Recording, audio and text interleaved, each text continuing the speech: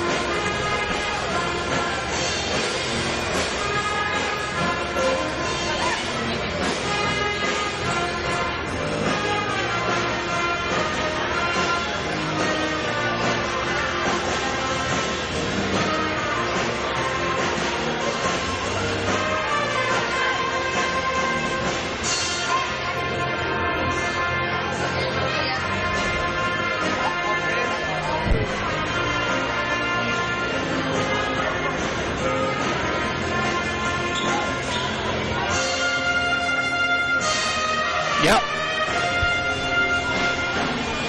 What? What?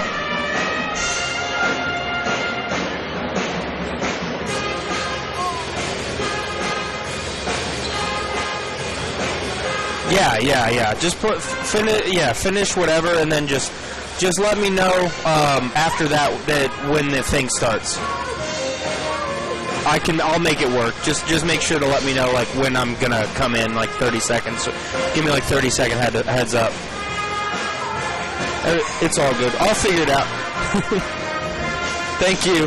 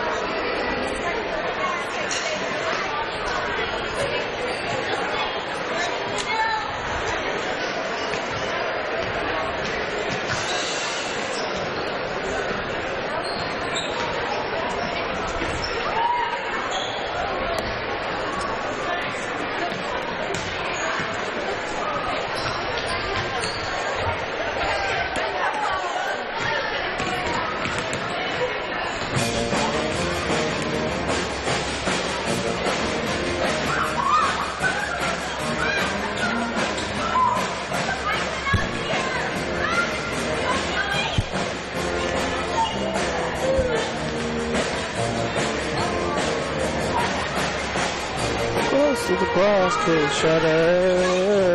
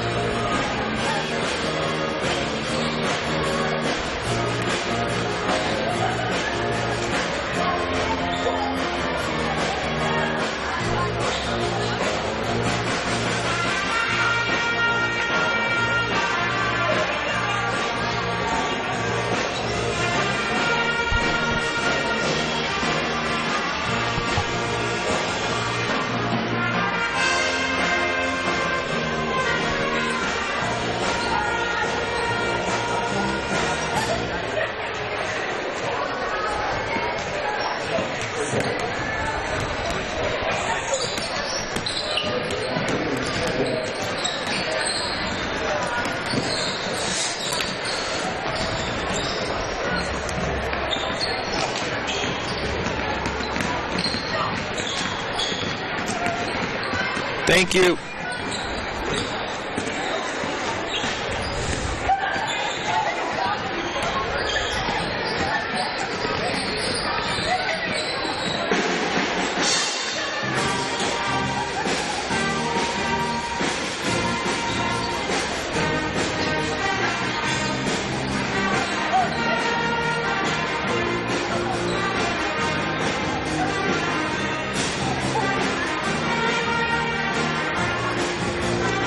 Good evening, ladies and gentlemen, and welcome in to a brand new arena. A beautiful one it is here in Scott City, Kansas. A big-time matchup tonight in both matchups, but in their own ways. First off, the Colby Eagle girls team will open things off tonight. As per usual, they'll take on the Scott City Lady Beavers in a top 10 clash in Class 3A. Good evening, ladies and gentlemen. I'm Jackson Schneider, and this one has been one that's been circled on the calendar for quite some time now, and it's not just because of the brand new digs. This brand new arena opened up on Tuesday night against Goodland for Scott City, and it'll be christened even more so tonight with the first big-time matchup. Both these two teams, again, top 10 in Class 3A according to the KBCA rankings, and both teams undefeated. Colby 7-0, Scott City 6-0.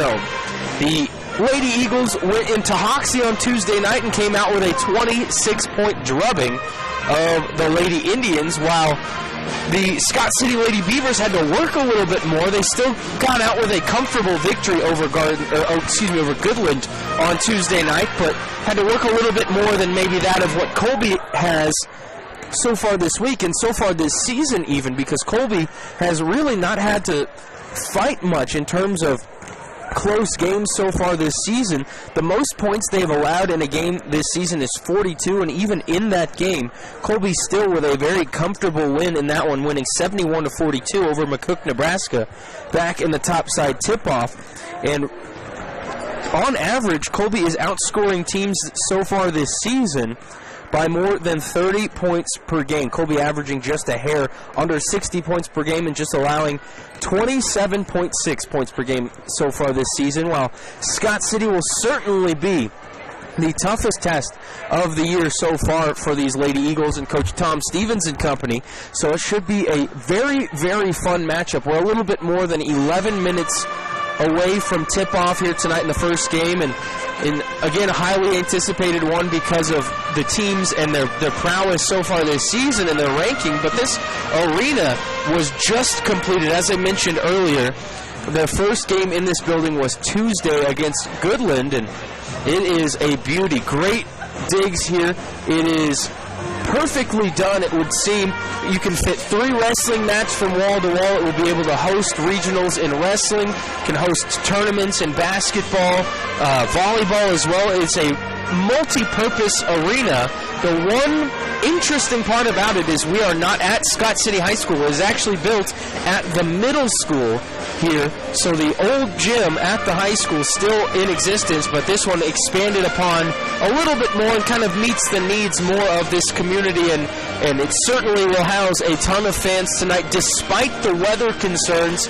There is a good turnout so far, and fans still trickling through the front door as well.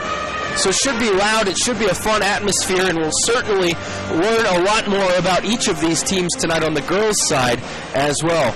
But on the boys' side, when we look at it, two teams that are both hungry for victories. Colby started out the season 4-0 on the boys' side and have since lost their last 3 games, while Scott City comes in at 3-3 as well. So both teams not off to their hot starts that they wanted, really, but they're looking for a change in the tide, a new leaf to turn over. And for Scott City, their win against Goodland was certainly a good part of that on Tuesday night.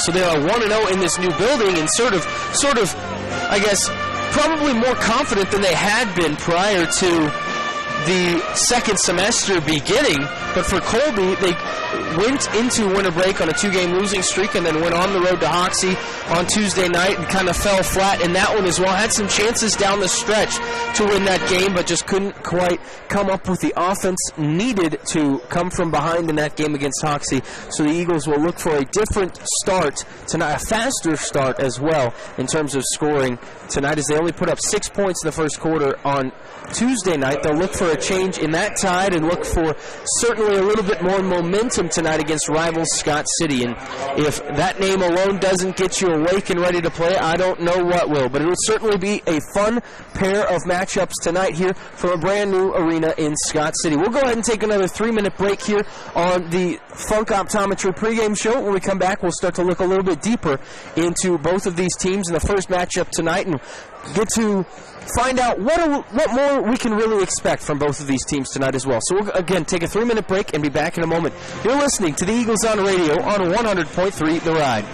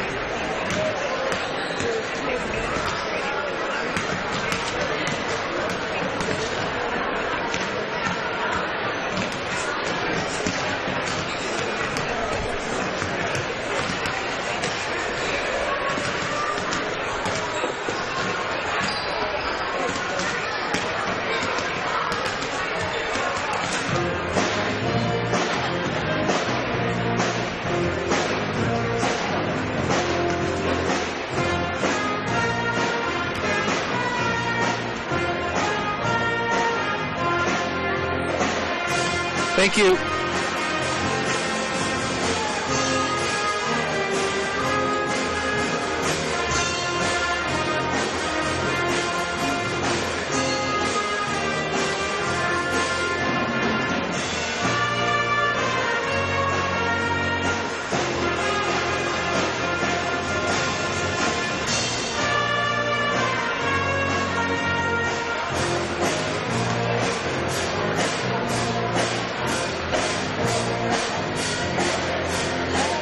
Welcome back into Scott City and the brand new, I don't know what to call it. Should I call it the Beaver Dome? Should I call it the Beaver Dam? Is that appropriate for radio? I'm not sure, but it is a great arena here tonight, and it should be a lot of fun. We're about 4.5 minutes away from first tip here this evening, and we'll go ahead and dive a little deeper into this matchup. Let's take a look at the Scott City Lady Beavers. First of all, more than likely we'll see the starting five of Amber Latta, Lindy Rumford, Bryn McCormick, Emily Weathers, and Madison Chaplin.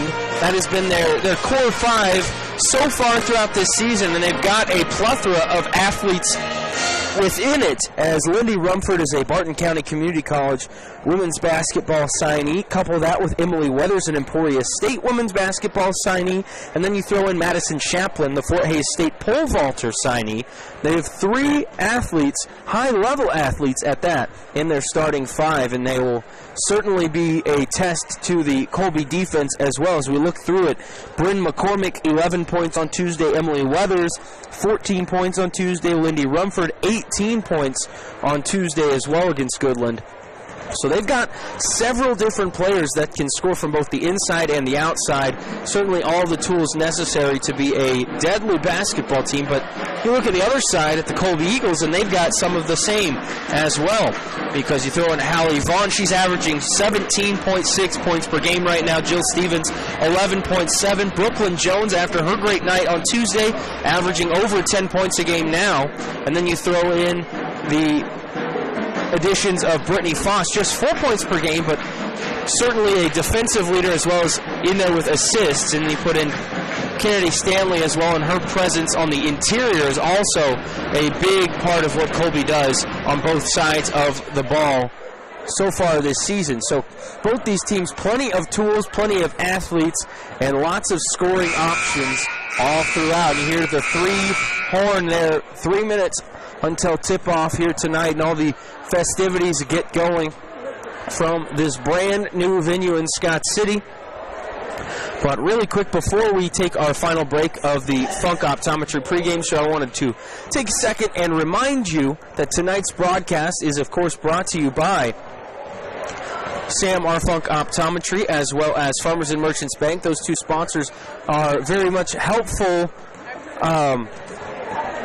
to putting us on air. They also help provide the video stream. If you are unable to listen live on the radio, you can always tune in to our YouTube live stream of every game for the Colby Eagles. Just go to youtube.com and search Rocking M Media NWKS, and you'll find the Colby Eagles links and everything. It's all there, and it'll be there after the game as well. So not only can you watch live, you can go back and watch on demand if you would like to do that as well. So big thanks to Funk Optometry and Farmers and Merchants Bank for providing the help necessary to put us on air both on the radio and on the YouTube link as well. And then also a big thanks to S&T Communications providing the internet as well to help make these broadcasts possible in addition to that. But the Funk Optometry pregame show also, of course, brought to you by Funk Optometry, serving Northwest Kansas for over 25 years, and they've been a big help in everything that we've done as well. So big thanks to all those sponsors that have made these broadcasts possible for us, and we certainly do enjoy it, and we're hoping for a continuous great string of broadcasts as we have throughout the season. We're just a bit away from the announcement of the starting lineups and the national anthem as well. So we'll go ahead and get into the starting lineups first again for the Scott City Beavers, who enter at 6-0. It'll be number 5, Amber Latta. Number 12, Lindy Rumford. Number 21, Bryn McCormick. Number 22, Emily Weathers. And number 24, Madison Shapland. One more time, Latta, Rumford, McCormick, Weathers, and Shapland. Scott City's head coach is Sarah McCormick for the Beavers. And Colby, of course, with that starting lineup we've grown so familiar with, but we will get to that in a moment after our national anthem.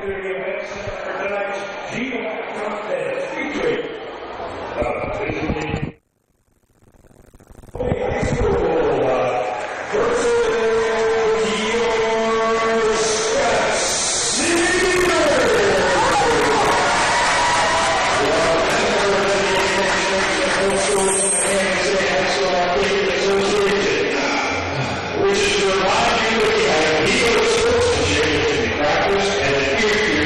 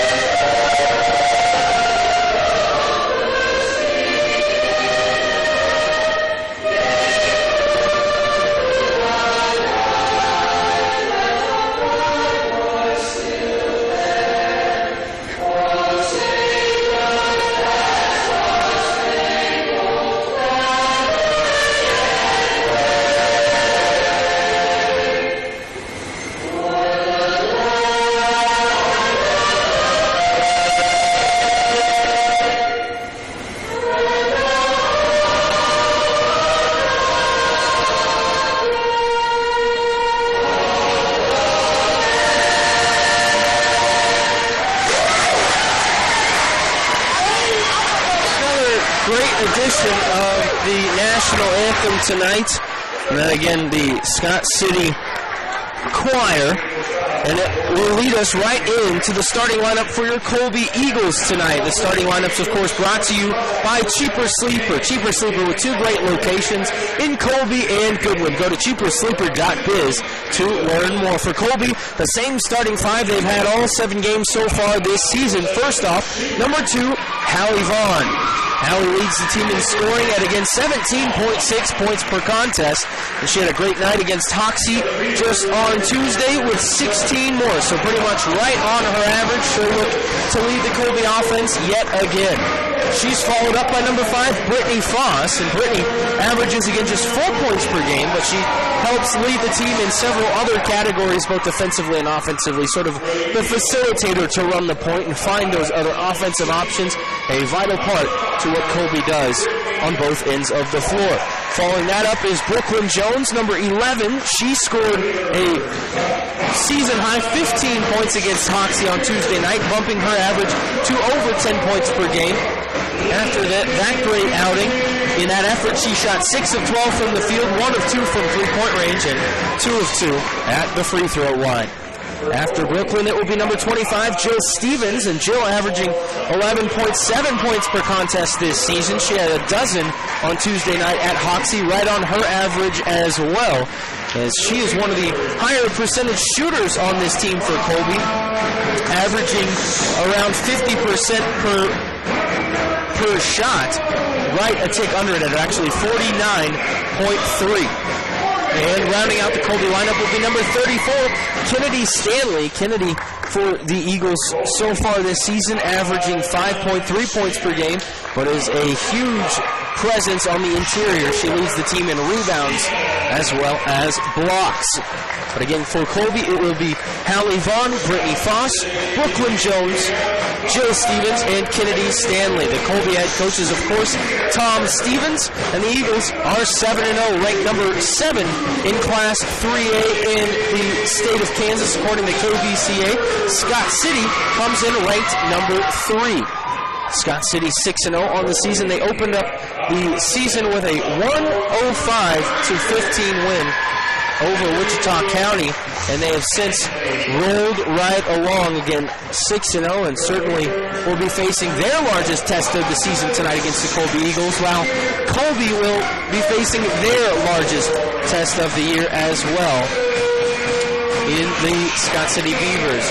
Colby will be in their road blacks with the orange script and numbers, orange and white stripes along the side. Scott City in their home whites with that powder blue numbering and Scott City script across the chest.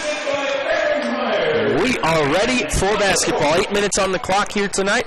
Wherever you're at, buckle in. This one's going to be a fun one. 2 of the top teams in the state of Kansas.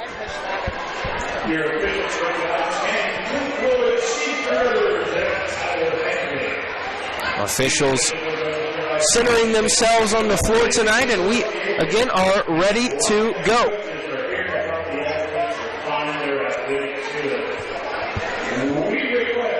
Scott City with some final adjustments and a huddle right in front of their bench with Coach McCormick, and Colby a little huddle just beyond the three-point line. We are ready to go. Colby will work from left to right as we view it up here from the top of the field house here.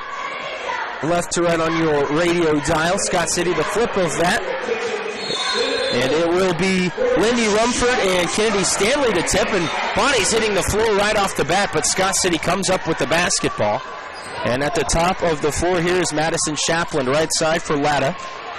Latta dumps inside, and a right-hand pass off the hands of Weathers and taken away by Colby. Brooklyn Jones up the floor. Colby with some numbers and a little fumble of the basketball as Brooklyn Jones tried to pass it up the floor to Kennedy Stanley in transition, but couldn't quite get the handle. That'll be a double dribble, and a turnover back the other way we go. 7:37 on the clock here in the opening period.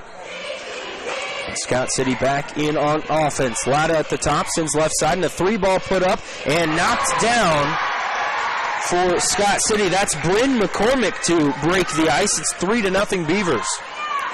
Full court pressure for Scott City here. Colby breaks it with ease up to Foss. Foss inside to Stanley. Pump fakes once off the glass and in. Kennedy Stanley strikes first for the Eagles, and it's 3-2 a minute in. Chaplin working the point. Fires left side here for McCormick. Off to the right side for Latta. Right wing now, back up top here for McCormick. This is Chaplin again on the right wing. She'll step inside the three-point line. Kick left side.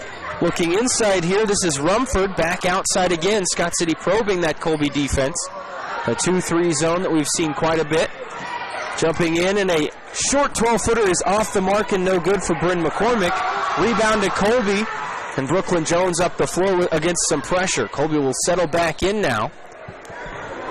And Scott City opens this possession in a man defense. Top of the key, Jill Stevens. She'll step back, picks up her dribble, looking to dish it off, and she finds Hallie Vaughn, who moves to the right side. She'll drive in and kick it back out to Stanley. Swung across the perimeter, and out top to Brooklyn Jones now. She'll get a high screen from Stevens and drive to the right. Kick back left for Stevens. Three ball, no, but a foul. And 3 free throws coming for Jill. And that foul, I believe, will go against Emily Weathers.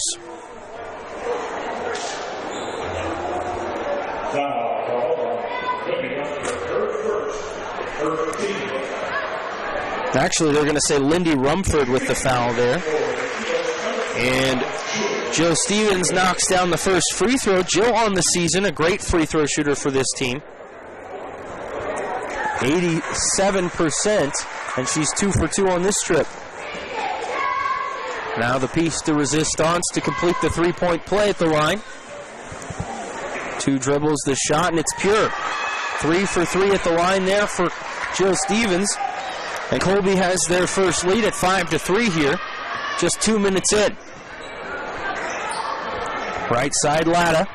Up top here, sent back out to the right side. Rumford fires for 3, that's in and out. And Brittany Foss, right place, right time for the rebound. Foss up the floor here.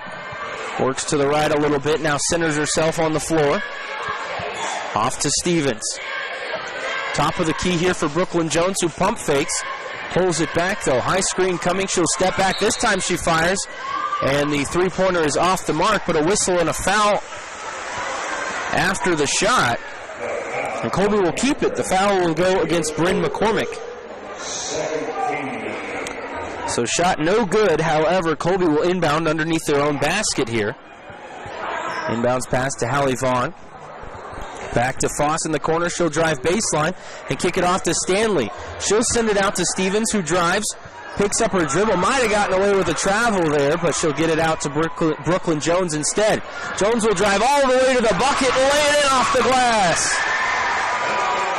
Brooklyn Jones on the board for the first time, and it's 7-3 Colby. Eagles working that defense as the pass inside to Rumford, and a whistle and a travel as she shifted the pivot foot, and another early turnover for the Lady Beavers, and Colby with a chance here to try and extend this early 4-point lead. Foss to inbound, she'll fire it deep looking for Stevens, but it's picked off by Weathers. She'll drive and kick to the right side. Latta's long two is no good. And a rebound is for Rumford, and she falls to the floor and travels again.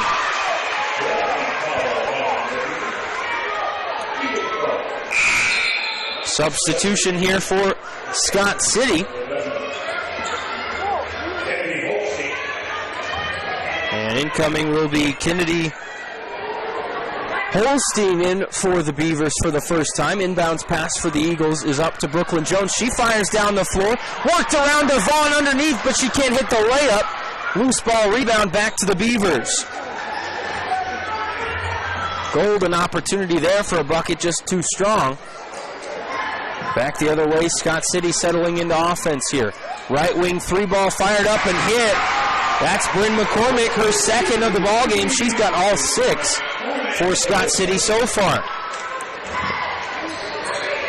Beavers with some full court pressure still, but the Eagles break it up. Stevens fires inside.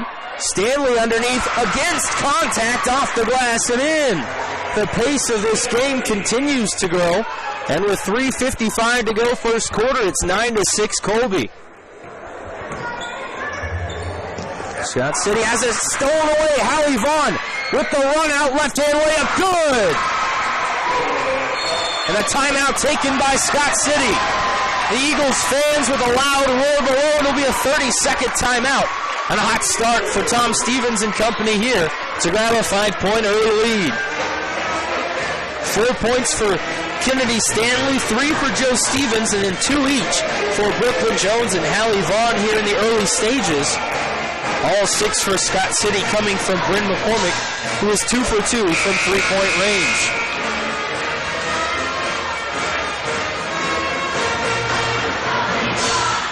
The pace of this one has been very fast in the early stages. When I was thinking about this one pregame, I thought we might see a little slower pace, maybe a little lower scoring with these two teams trying to take each other out of their comfort zones. But so far, Colby has been able to push the pace, get a couple of transition looks, and a lot of good looks from the inside as well. 4 for 6 from the field earlier, the Eagles. Scott City up the floor here out of the timeout with Bryn McCormick. Left corner Weathers. She'll drive baseline and pass it off. Rumford has it stripped away, but it's regathered and fired up again by McCormick. And this one rattles out, but Stanley the rebound. Foss up the floor for the Eagles. She'll pull back at the three-point line, Faced up, and a push-off foul against Amber Latta. That is her first personal foul. Third foul on Scott City. Latta, Rumford, and McCormick each with a foul so far. Inbounds pass is intercepted as Foss was looking inside there, I believe, for Jill Stevens. Sort of a longer pass. But Scott City back on offense again here. Holstein inside. Short 2 off of the back iron, no good by Weathers. Colby the rebound, and back in transition we go. Foss picks up the dribble and gives it off to the top of the key for Jill Stevens. And Jill will give it right back to Foss, faced up by Latta. Left wing Stanley. Back to Foss on the right wing here. Has some space for a shot, but she'll pocket it and dump inside for Vaughn, wide open. High off the glass and in. Colby by 7 here, 2.5 to go, first quarter.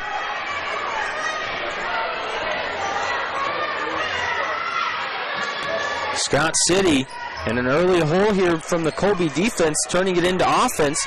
Here's a baseline jumper off the mark and no good again from Weathers. And again, Colby the rebound. Vaughn in transition. She'll jump all the way inside to the basket, lay it up and in. Hallie Vaughn with 6 and 4 in a row. 2 minutes to play first quarter. Eagles by 9. Right side here for Holstein. She'll dribble to the middle, kick it off to Latta. Swung left corner, 3 ball for McCormick, and it's good. And she is the only one with offense hitting right now for Scott City, but they've all been big. 3 for 4 from three-point range in the first quarter for Bryn McCormick. It's 15-9. Foss will walk it up the floor here with 90 seconds to go in the first quarter. Here's Vaughn. She'll drive inside. Left-hand layup this time too strong. Rebound for Rumford. And Scott City with a chance here to cut into this deficit a little bit more. Latta's going to drive all the way in. Floater off the back iron is no good. Rebound into the putback, however, is good. Weathers picks up 2 more, and it's back to a 4-point game here. Colby led by 9 just a moment ago. But a quick 5-point punch by the Beavers has them right back in it. Foss on the right wing here, 52 on the clock. Out to Stanley for 3. That one's off the back iron. Rebound, put back, yes! Jill Stevens, the Johnny on the spot. And Colby back up by 6 here, 37 on the clock. Right wing, kick back up top for Latta. Sent right side, Holstein again. Looking to get it inside, but it's denied. Swung around, McCormick will drive. And a push, and the first foul on Colby tonight will go against Hallie Vaughn. And Hallie will come out, replaced by Mackenzie Dodson. A couple of substitutions for Scott City. Ella Rumford, as well as J.C. Rose. A whistle and a reach-in foul on Colby this time. That'll go against Kennedy Stanley, her first personal.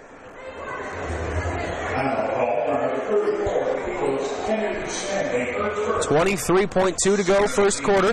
Inbounds pass this time taken away by Stanley, and Colby can hold for the final shot of the quarter here. Foss brings it inside, kicks it out to Stevens, dumped right back into Foss, and she's fouled underneath and will go to the line for 2 with 10.8 on the clock. That will go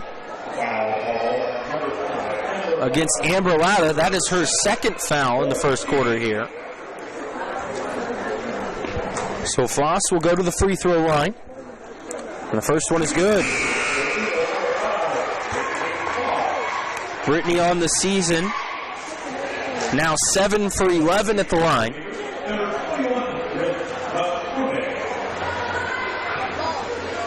Second shot is also good. And that makes it 19 to 11. Colby here, 10.8 on the clock. Up the floor here is Madison Chaplin just back into the game. She'll kick it out left side. 3-ball fired up and knocked down by J.C. Rose. Colby at the buzzer will not get a shot up. And that big three-pointer brings it back within 5 after 1. 19-14 our score after the first quarter. We'll take a 60-second timeout and be back in a moment. You're listening to the Eagles on radio on 100.3 The Ride.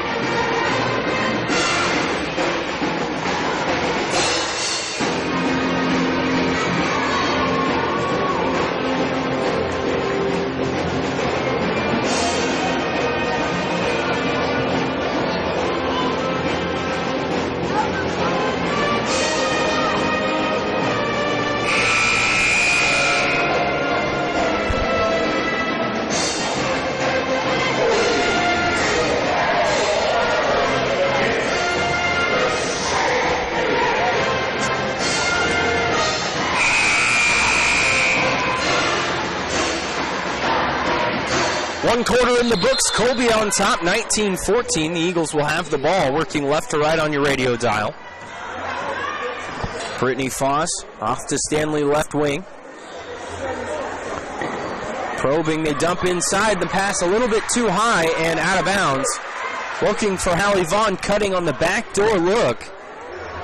Just a little bit too high for the 5'7" Hallie Vaughn. Back the other way we come. Madison Chaplin with the basketball for Scott City. And brief loss of the basketball, but Scott City gets it back. They dump inside here for Rumford. Turnaround jumper off the back iron. No, but Stanley the rebound. And Colby back the other way, left side again. And they'll bring it back out for Foss. Dodson with the basketball. It's Stevens, Dodson, Stanley, Foss, and Vaughn here. Brooklyn Jones, the lone starter on the bench for the moment for Colby. A minute gone by here in the second. Interior pass for Stanley. She'll kick it out to the right corner.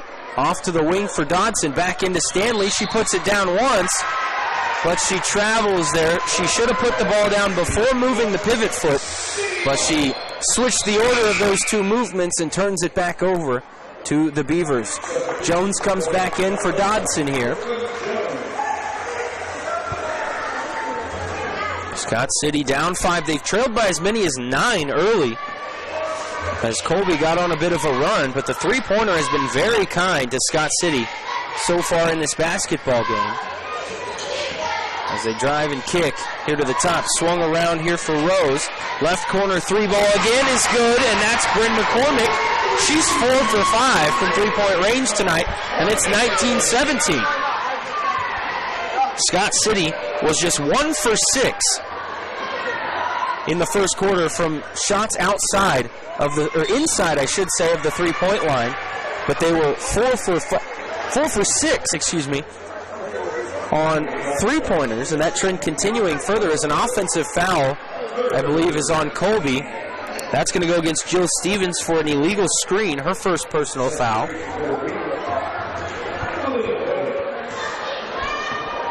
Weathers back in for Scott City. Was driving and kicking was Rose. This one's batted around and taken away by Brooklyn Jones. She'll fire it up looking for Hallie Vaughn, but an errant pass there. Taken back by Scott City. Left side here, McCormick back up top and worked to Shapland. She'll give off right side. Rumford fires an air ball from three-point range, and that is no good. Another substitution for the Beavers. Kennedy Holstein in. She replaces Shapland.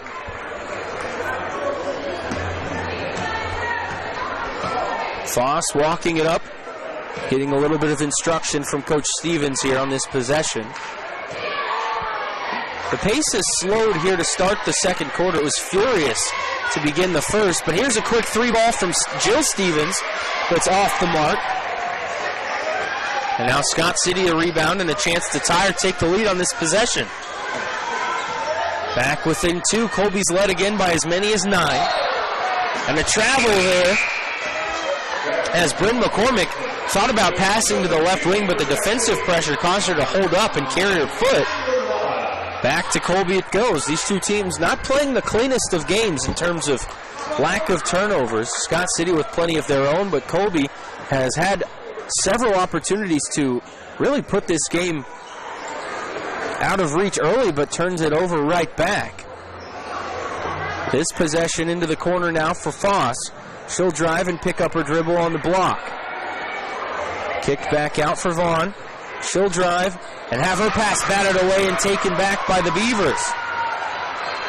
4:45 to go second quarter. Colby up 19-17 here. Holstein off left side. McCormick again open for three. This one no good, but Rumford the rebound. The putback won't go. Loose ball rebound still gathered by Scott City, and Latta can't hit the jumper.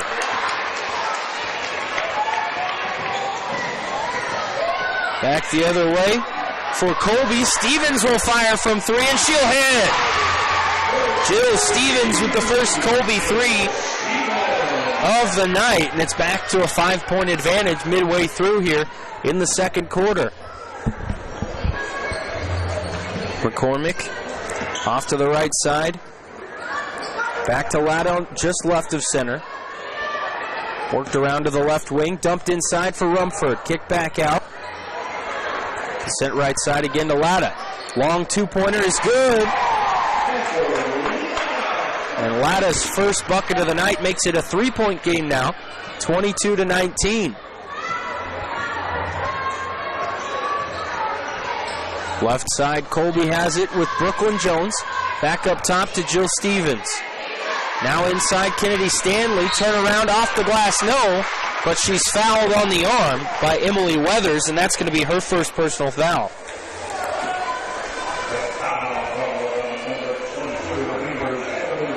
And that is now the 5th team foul on the Beavers so far, with 3:25 to go in the first half, as the free throw is good from Kennedy Stanley.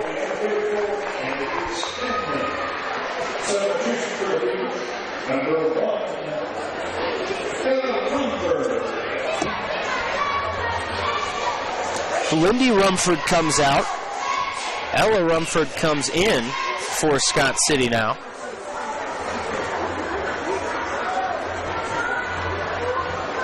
Second shot here for Stanley is just a touch short and no good. Rebound to the Beavers. Colby by 3 here, or 4. scoreboard above shows 22, but it should be 23. And a shot up and no good. Rebound out of bounds back to Colby.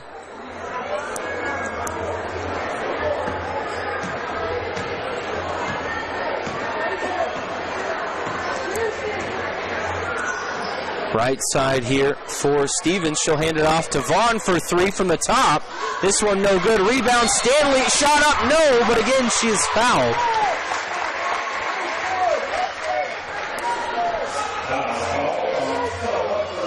And I'm still confused as to why the free throw point hasn't been awarded to Stanley from the last trip, so we'll see if they do it here.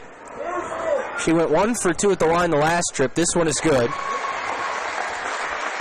So it should show 24.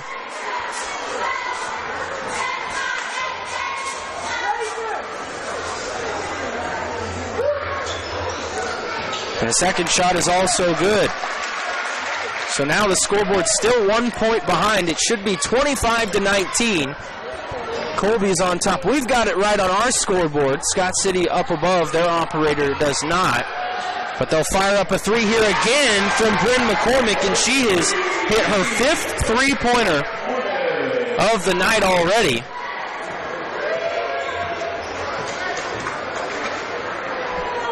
Colby right side here for Stevens. Back up to Jones at the top. Jones will drive right side. Crossover dribble to get inside, kicks it back out. And a drive and a layup off the mark, no good by Foss, but Colby gets the long rebound. And they'll settle back in. 2:15 to go here in the second quarter. Top of the key here for Stevens. She'll drive and step back. Works a little to her right.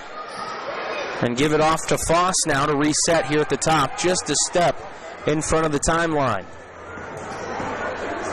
Kicked up to the top for Stevens again. Dumped into Foss. Left-hand layup. And the foul. Brittany Foss plus the foul there. She's got her first 2 of the night from the field. And we'll see if she can knock down a free throw here.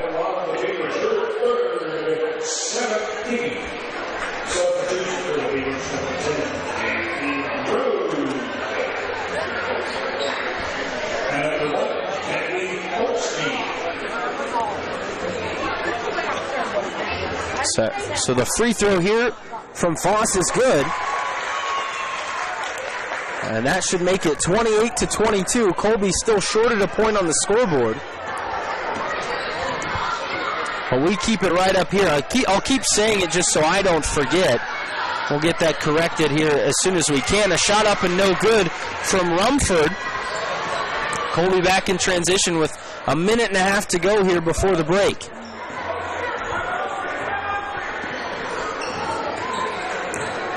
Jones works it inside, steps back at the elbow. Keeping her dribble, she'll kick it back out to Stevens, and now off to Foss. Faced up by Rose. Now back off to Stevens, just to the right of center. Up top for Jones again. High screen from Stevens, and a carry is caused by that, as the high screen sent Jones to the right, but she tried to reverse her field. But Stevens was expecting the pass.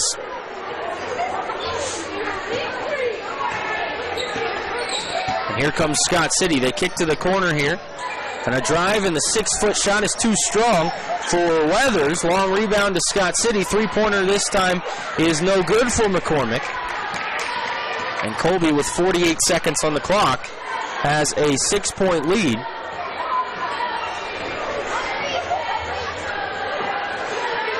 Here's a dump inside for Hallie Vaughn, and that look and go has been wide open most of the night.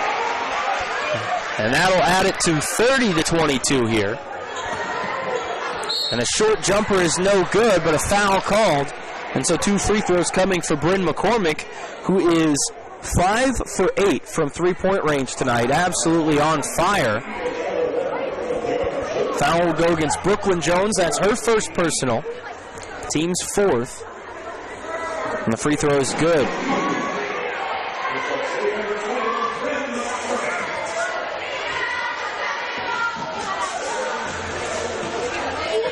Second shot for McCormick here is also good, so 2-for-2 trip there, and that makes it 30-24.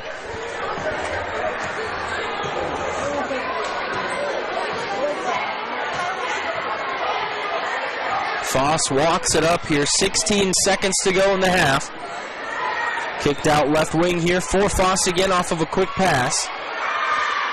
8 on the clock, out to the top, Stevens for 3, bang!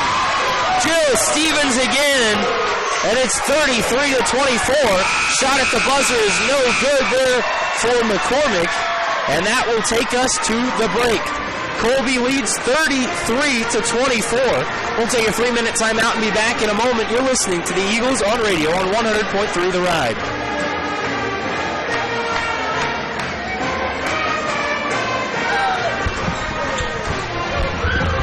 Travis!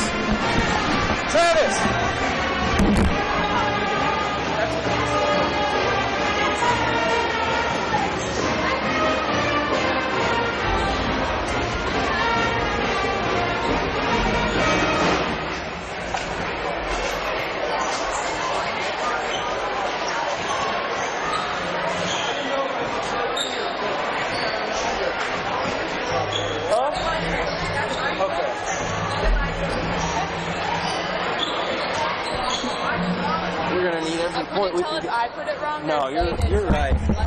You're right.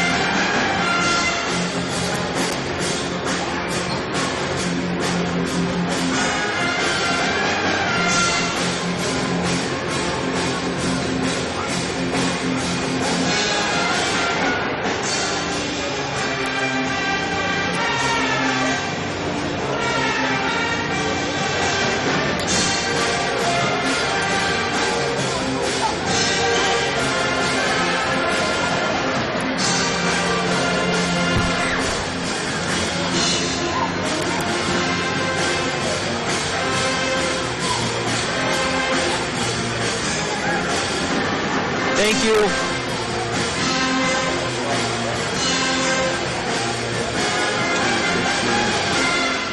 It's 33 now.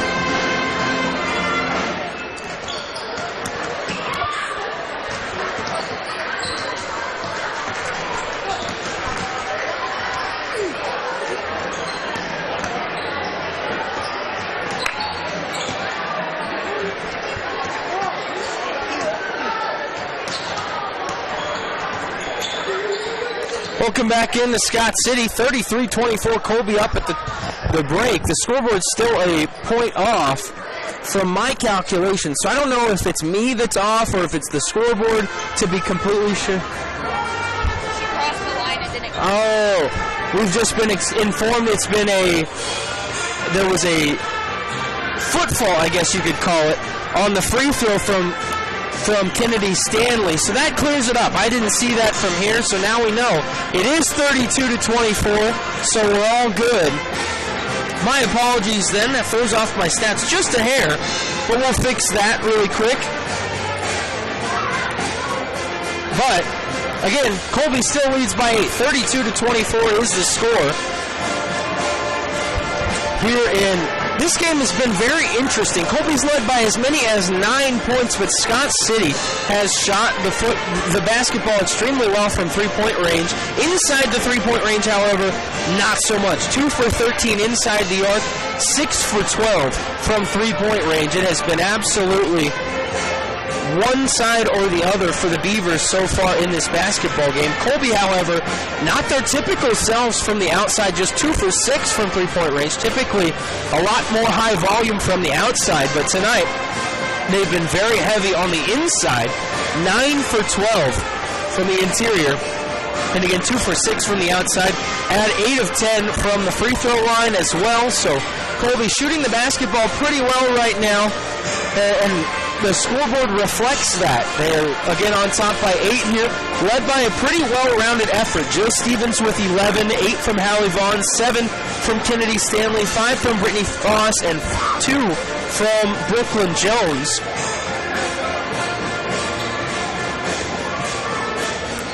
But Colby is right where they want to be right now. Certainly has played a good basketball game, maybe a few more turnovers than that of what Coach would like, but Scott City has turned it over more times than that, so Colby has every opportunity to be up by more, and they'll have to look to take care of the basketball a little bit better in the second half here, but we will tackle that when we get to it. We'll go ahead and take one more 3-minute break. When we come back, we'll get you set up for the second half of this barn burner basketball game. Big-time rivalry matchup in the GWAC tonight as 2 top 10 teams in Class 3A class. You're listening to the Eagles on radio on 100.3 The Ride.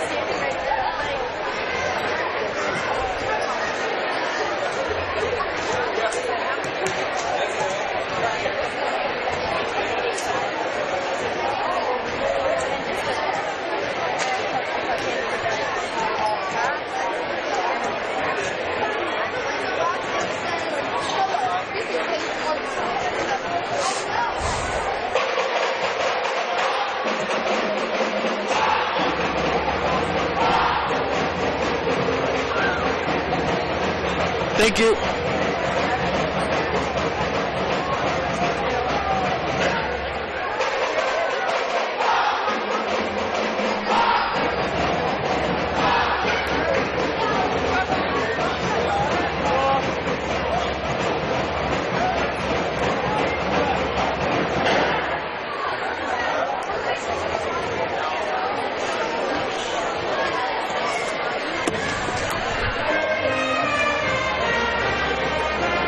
Welcome back into Scott City, as the weather outside is not indicative of the basketball inside. Certainly a hot and intense atmosphere here tonight.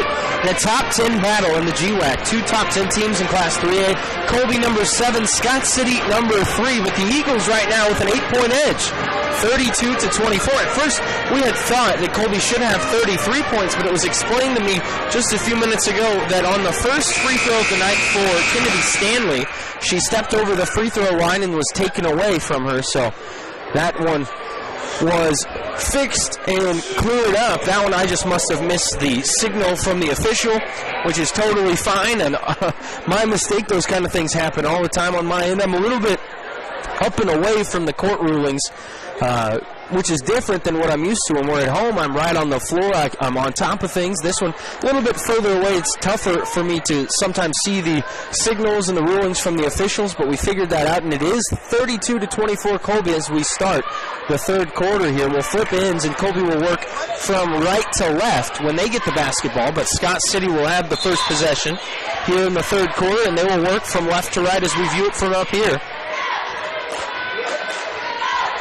And Scott City will begin things here with Chaplin just off the right side. She'll drive off to the left, though, with the left-hand dribble and kick it out. And the pass skipped across and stolen by Brooklyn Jones. She's got to run out from behind. She can't hit the layup. The rebound and the putback is no good from Vaughn, but Brooklyn Jones gets the rebound back. Kicked out left side. Foss for three. Bang! Brittany Foss, her first three of the night. And Colby extends their lead to its largest of the night. It's 35-24. And another steal from Brooklyn Jones, this time up to Vaughn in transition. Contested layup, this time also no good, but another offensive rebound for Colby, and a putback for Jill Stevens. And just like that, 5 quick points for the Eagles and a timeout by Scott City. It'll be a full timeout, and we will take it with them. We'll be back in 60 seconds. You're listening to the Eagles on radio on 100.3 The Ride.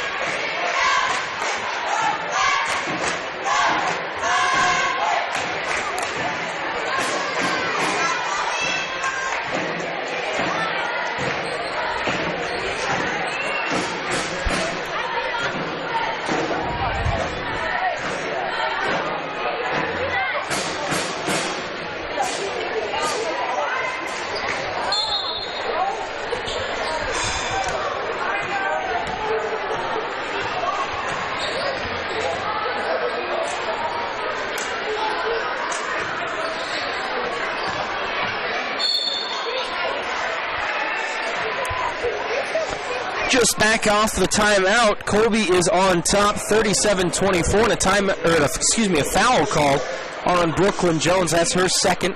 That one with the body on the driving Amber Latta. Inbounds pass here for Scott City. They kick it off to McCormick with 17 points. Her runner is off the mark and no good. Rebound to Brooklyn Jones. Colby back the other way here. Jones will step back and take the three from the left wing. It's too short, but the rebound bumps around and finds the hands of Hallie Vaughn. She'll take a turnaround too, and it is no good. And Colby with another steal in the backcourt, though. Jill Stevens with it. She's double-teamed and will kick it out to the top. And the ball works its way into the hands of Brittany Foss here. 6:22 to go. Top of the key, Jill Stevens, but she shuffled her feet, and that's a trap.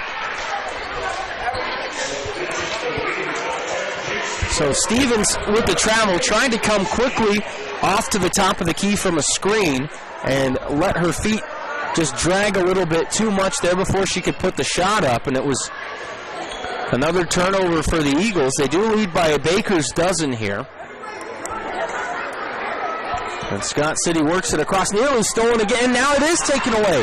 The ball on the ground. Vaughn up to Jones. Contested layup is good.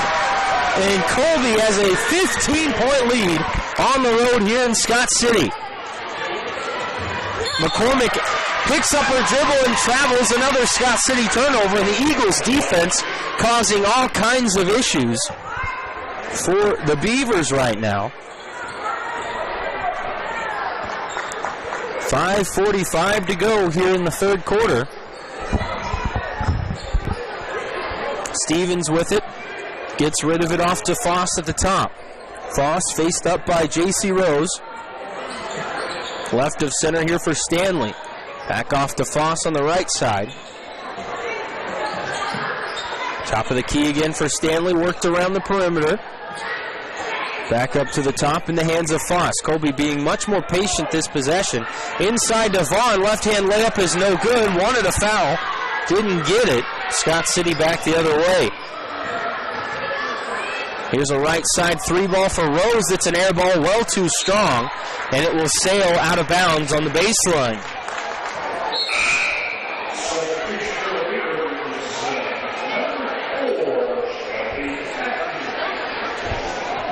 Shelby Patton into the basketball game here for Scott City.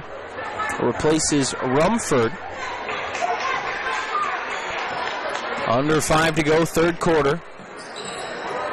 Colby dumps it inside, and it will stay with the Eagles off the hands of Shelby Patton there. They were looking inside, I think, for Kennedy Stanley on that one, if my memory doesn't deceive me.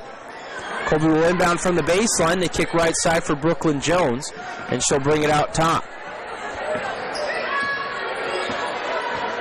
Colby with 4 out right now in this possession. Trying to work that perimeter, and a whistle and a 5-second call. Brooklyn Jones couldn't shake the defender, and it'll go back to the Beavers.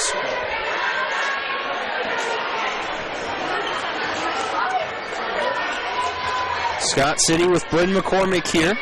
Off to the right side for Rose, back up top. Swung left side for McCormick again in the corner. She'll bring it up top. And it's swung around again. Top of the key again, McCormick, and guess what? Bryn McCormick with another three-pointer. That is her 6th three of the night. 6 for 10 from the outside. She has 20 points. Colby still up by a dozen here, 39-27. Eagles kind of slowing the pace of the basketball game for the moment. There's a screen for Foss, who drives and kicks it off to Stanley. Puts it down once, and she'll head to the free throw line. The shot's no good, but a foul there, I believe, will go against Shelby Patton. That is the first on Patton and the first on the Beavers here in the third quarter. As the free throw goes for Stanley this time. She is now officially 3 for 5. She has made 4. However, we had it corrected that she stepped over the free throw line earlier, and that altered the score, and that was the difference that we noticed, as this one is off the mark, and it's 40-27. Scott City back on offense. Left side again for McCormick at the three-point line. She'll kick up top to Rose. Around the perimeter to Holstein. Back up top to McCormick. She'll pump fake and drive. Puts up the floater. That's no good. Rebound to Colby and Brittany Foss. Foss up the floor. Off to Stevens. Open for 3. Too strong. But the rebound pulled in by Vaughn and put back in. That brings it back to a 15-point Colby lead. 3 minutes to go here, third quarter. McCormick fires another heat check, and guess what? Another 3 for Bryn McCormick. 42-30. Bryn McCormick with 23 points right now, carrying the Scott City offense. Top of the key here for Vaughn. High screen from Stevens. Vaughn will drive. Layup is off the mark, but the rebound to Stanley. She'll kick it out. Foss for 3. That one's too strong. Rebound again to Colby. And a whistle and a travel on Kennedy Stanley. And it'll go back to Scott City. Dodson comes in. She'll replace Brooklyn Jones. And the Eagles have really stayed true to their starting five for the most part. Mackenzie Dodson with some limited minutes thus far, but Colby's starting five so far has gotten the job done. As a drive and a kick, and the long two is up and good for Weathers. Weathers with 4 tonight now, and it's 42-32.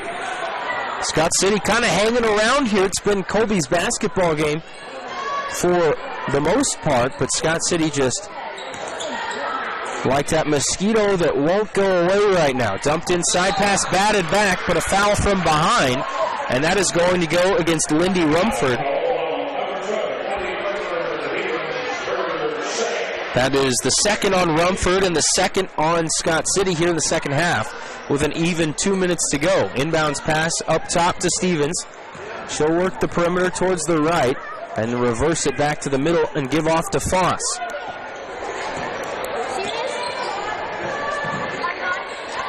Off to Stanley, top of the key, left side Dodson.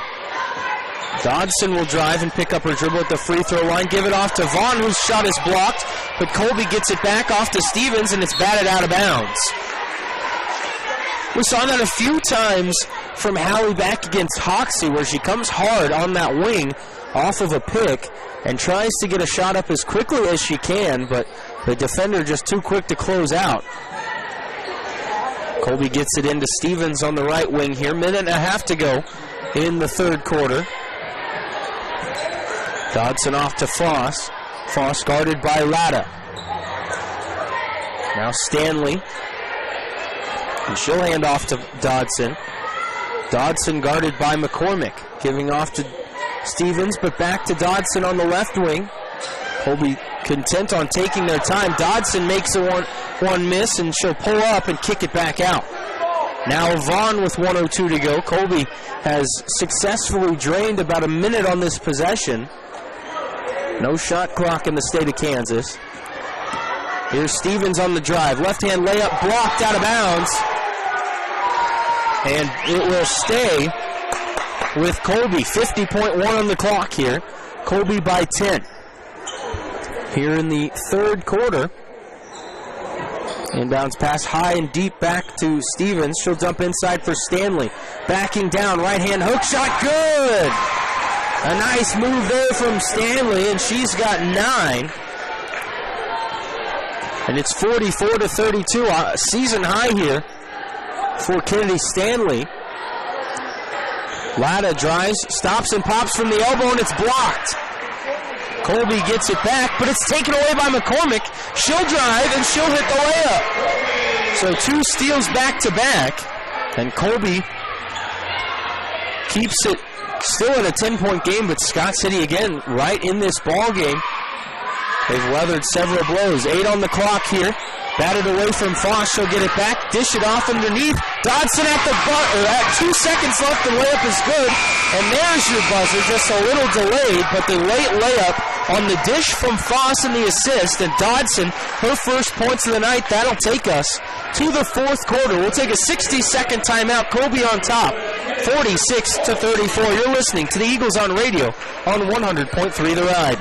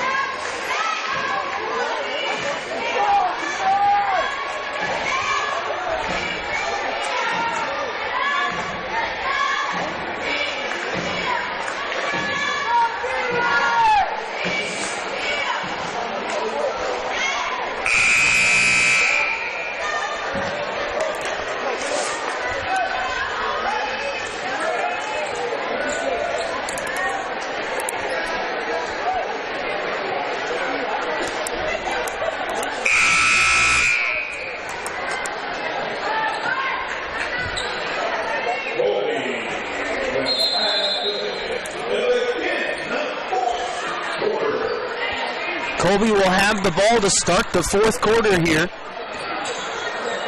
Dodson on the left wing for the Eagles, back up top to Jill Stevens. Dumped into Stanley. She's got 9. Right hand hook this time is no good. A little bit short. Here comes Scott City. Madison Chaplin on with it. She'll give off to McCormick, right wing. Back up top, sent right side here. And the drive as Holstein loses it inside, and a whistle and a reach-in foul on Kennedy Stanley.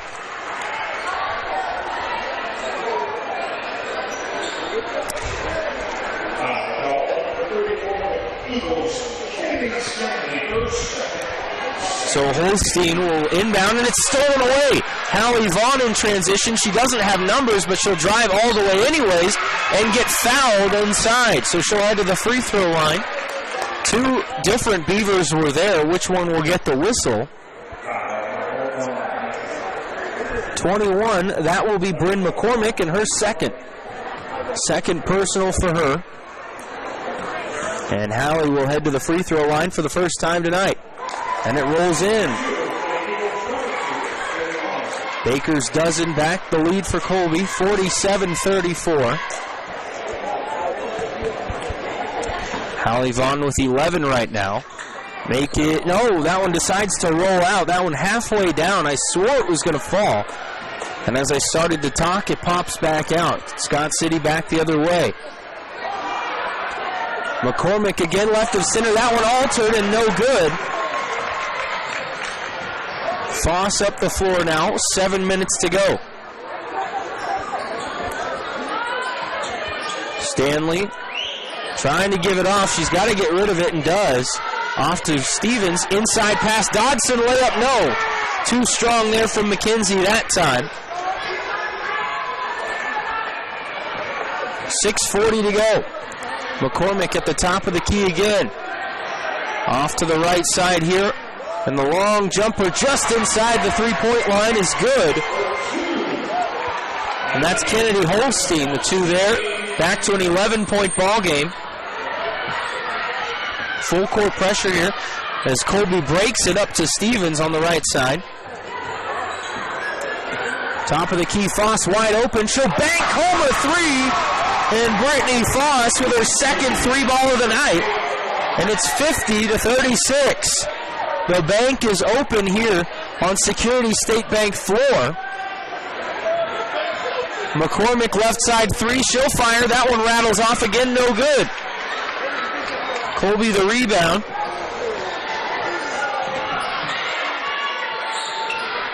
Foss just in front of the midcourt stripe here. 5:42 to go. And a whistle and a reach-in foul on Lindy Rumford. And that is 3 on her. Tried to poke it away from Kennedy Stanley. But as a substitution here for Colby, we'll bring Dodson to the bench. Brooklyn Jones back in, off of her brief rest. Foss with the basketball. She'll weave it off to Jones. Similar to the Kansas Jayhawk offense there, the 3-man weave on the perimeter. Stevens will hand it off to Stanley now. She tries to dump it in, but it's batted away. She gets it back, and there's a bad pass into the backcourt. But apparently it was tipped. I thought that would have been a backcourt violation, but instead off the hands of Scott City and back into Colby's hands. They bring it into the front court and settle in again. 5 minutes away here from an upset win for the Colby Eagles. Vaughn step back 3-ball. That one's too short, and it'll go out of bounds. Hallie 0 for 3 from three-point range tonight.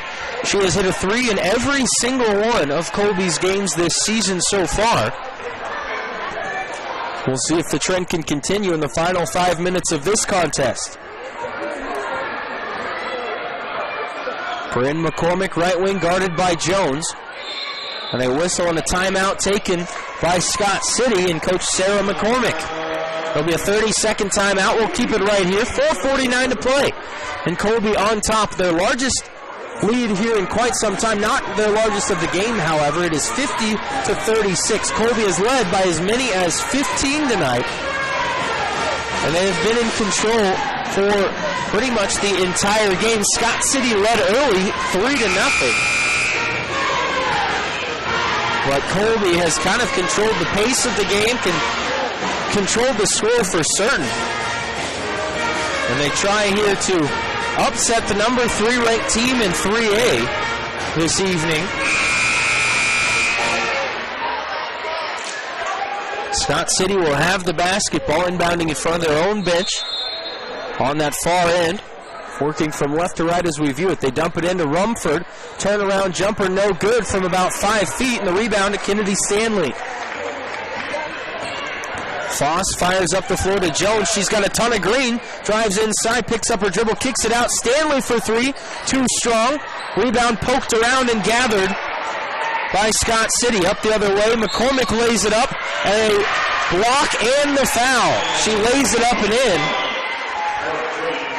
And a foul on Brittany Foss. She tried to step in and take the charge, but was a step late. That's the first foul on Brittany tonight.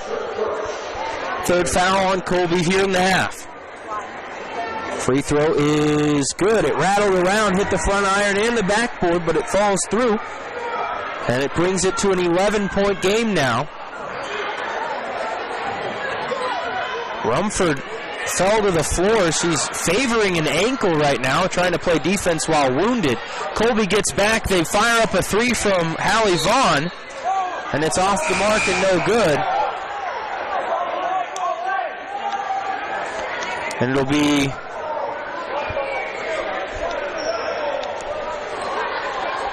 Colby basketball. There was a communication error there between some officials that came together and discussed. It was originally ruled that it was off Scott City, or off of Colby, and it would be Scott City ball. But I think the official just missed one part. The other official comes in and corrects it, and Colby inbounds from underneath their own basket here. Jones, pass right side now to the wing for Stevens. She'll hand it off to Foss. 4 minutes to go here in Scott City in game 1 tonight. Colby on top, 50-39. Stanley dumped inside. Stevens, one dribble, fake, and she's got it blocked. What a block there from Scott City. 2 different players in the area, and a jumper is no good there for the Beavers. They, however, get the rebound. Pass into the corner. 3 ball from Rose is good. J.C. Rose 2 for 3 from the outside tonight. Scott City back with an 8 here. 3:25 to go. Full court pressure again. They pass up the floor, and it's errant. Ball still loose. Tried to be saved by Stanley, but it'll go back to Scott City, as she couldn't quite save it in bounds on the near side corner. And a timeout taken by Colby. And it will be a full timeout. We'll take it with him. 50-42 Eagles on top. 3:15 to go.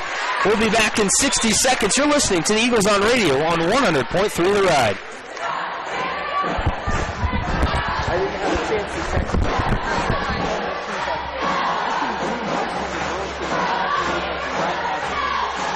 I'll figure it out.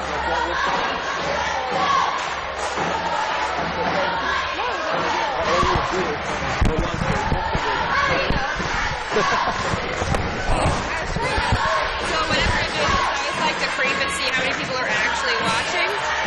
One. We have one watching. Oh, good. 2. No, me. I'm the other one. We have one. Did you share it on our Facebook page? Oh. The stream? Put it on mine and my Twitter, but not. The AWP. Yeah, I'll do it as soon as the voice game comes first.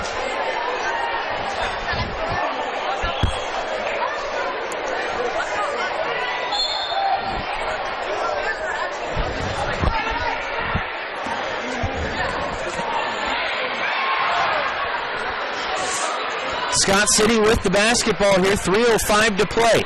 McCormick kicks left side. And a drive here on the baseline. And the shot is off the glass and good by Emily Weathers. And now it's a 6-point game. Colby's led by as many as 15. But the Beavers making a run here down the stretch. Full court pressure again. The pass up the floor to Foss. She's got to get across midcourt and does. Just in the nick of time here, and the Eagles trying to bleed the clock a bit. Stevens off to Foss. Foss will drive, and she will get fouled on the floor from behind, and I think that's going to go against Weathers.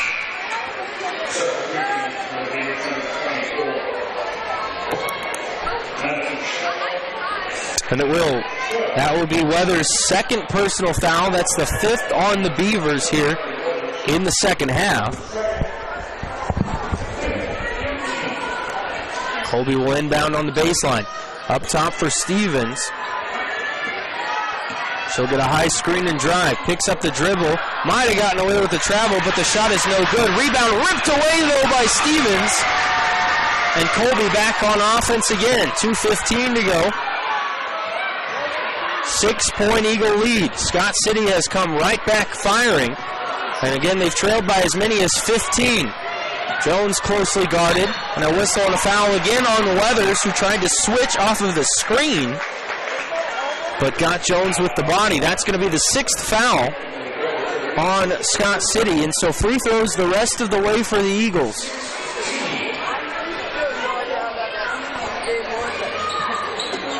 Inbounds pass taken away.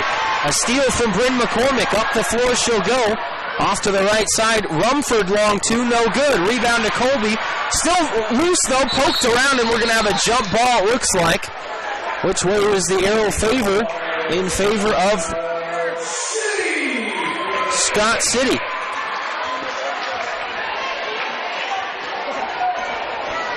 So Scott City basketball, 1:51 to go, 6-point lead for Colby. Inbounds pass here, off to Rumford, top of the key. Now kicked back out, McCormick. She pump fakes and picks up her dribble, sent to the other side. And Scott City needs to hold on to the basketball here. Here's a drive from McCormick, a whistle, and a blocking foul is called as Stanley tried to step in and take another charge. This one does not go her way either. That's her 3rd. 1:38 to go. Bryn McCormick at the line. She has had an outstanding evening.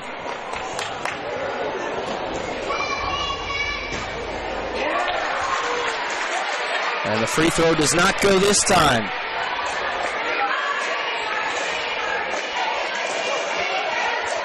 She's got 28 tonight. Second free throw falls in, though. Make it 29 for Bryn McCormick. 1:38 to go, 5-point game. Colby with the basketball here against full court pressure. Foss up to Jones. It's deflected and loose. Scott City comes up with it, and the layup is up and good for Madison Chaplin. 1:26 to go. 3-point basketball game. Stevens up the floor to Jones. Trapped in the corner. She'll kick it back out to Stevens at the top. It's getting loud in here. Scott City as close as they've been in quite some time.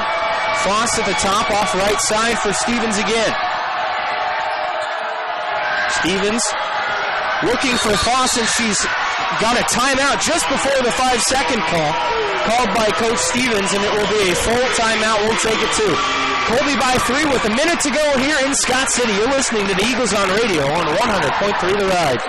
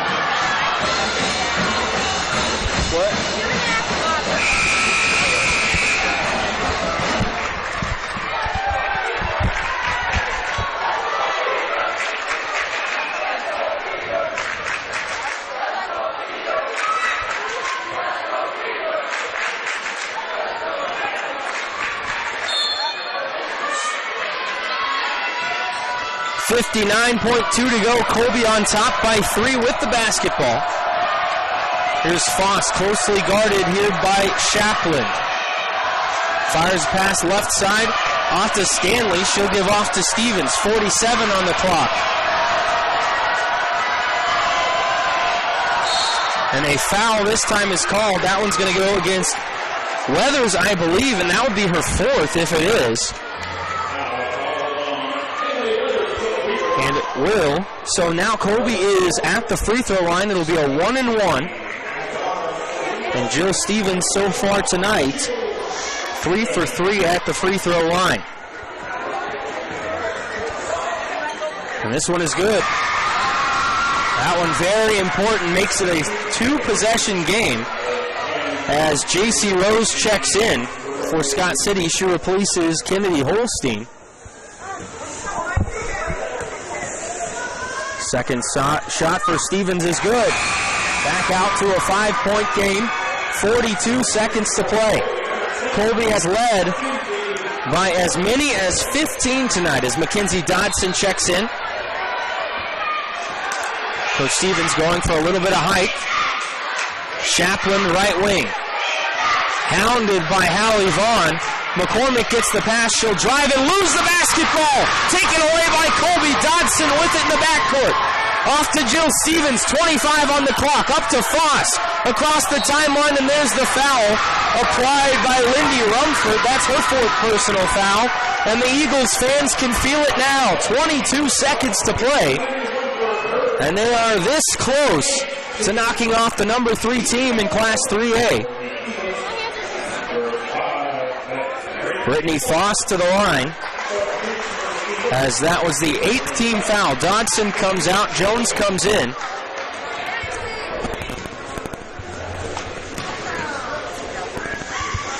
Free throw from Foss, rattles in and out, no good.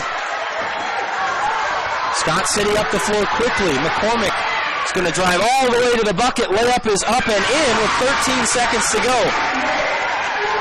3-point game here. Colby gets it in. Hallie Vaughn is fouled from behind, and now she will go to the free throw line. And the foul will go against Emily Weathers, and that is her 5th. She's done for the night with 7.6 seconds to go. Colby by 3 here. Kennedy Holstein comes in to replace her. And Hallie Vaughn at the line for a 1-and-1 here. Couple of dribbles. Here's the shot. And it's long and no good. So Scott City with a chance here. And a timeout is taken by the Beavers with 3.6 on the clock. And it will be a full timeout, I believe. Yes, we'll take it with them and be back in 60 seconds. You're listening to the Eagles on radio on 100.3 The Ride.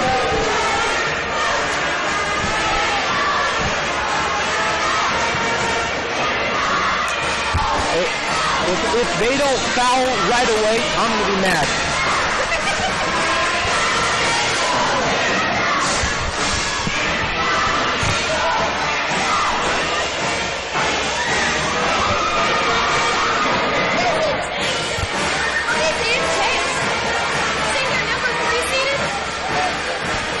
We're 7. We're 7, they're 3.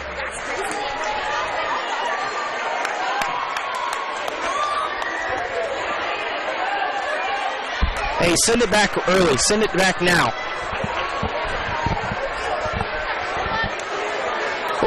Welcome back into Scott City as the teams both back out a little bit early here from the timeout. I didn't want to miss it as there's 3.8 seconds on the clock left in the game. Scott City with the basketball. Colby with the lead, though.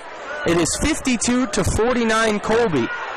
Colby with just 4 team fouls. They can foul right away and no free throws would come of it for the Beavers, so you got to think that might be what they'll do.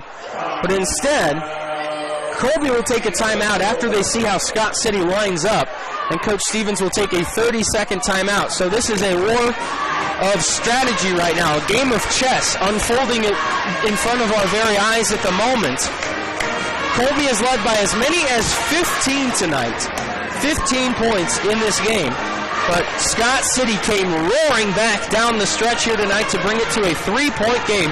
Their full court pressure caused all kinds of issues for the Eagles this evening in the later stages of this game. But now Scott City with the basketball. They will inbound just in front of their own basket on the far right end from where we are. And Colby needs just one stop here. 3.8 to go. And again, 4 fouls for Colby as a team, so fouls would not put Scott City at the line at all. Here's the inbound. Off to J.C. Rose. Fires a pass out of bounds as the clock expires and Colby wins the basketball game. They tried to work the perimeter. Colby doesn't elect to foul, but a bad pass takes it out of bounds, and the Eagles win it. 52-49, your final in game 1 here tonight, and what a thriller it was.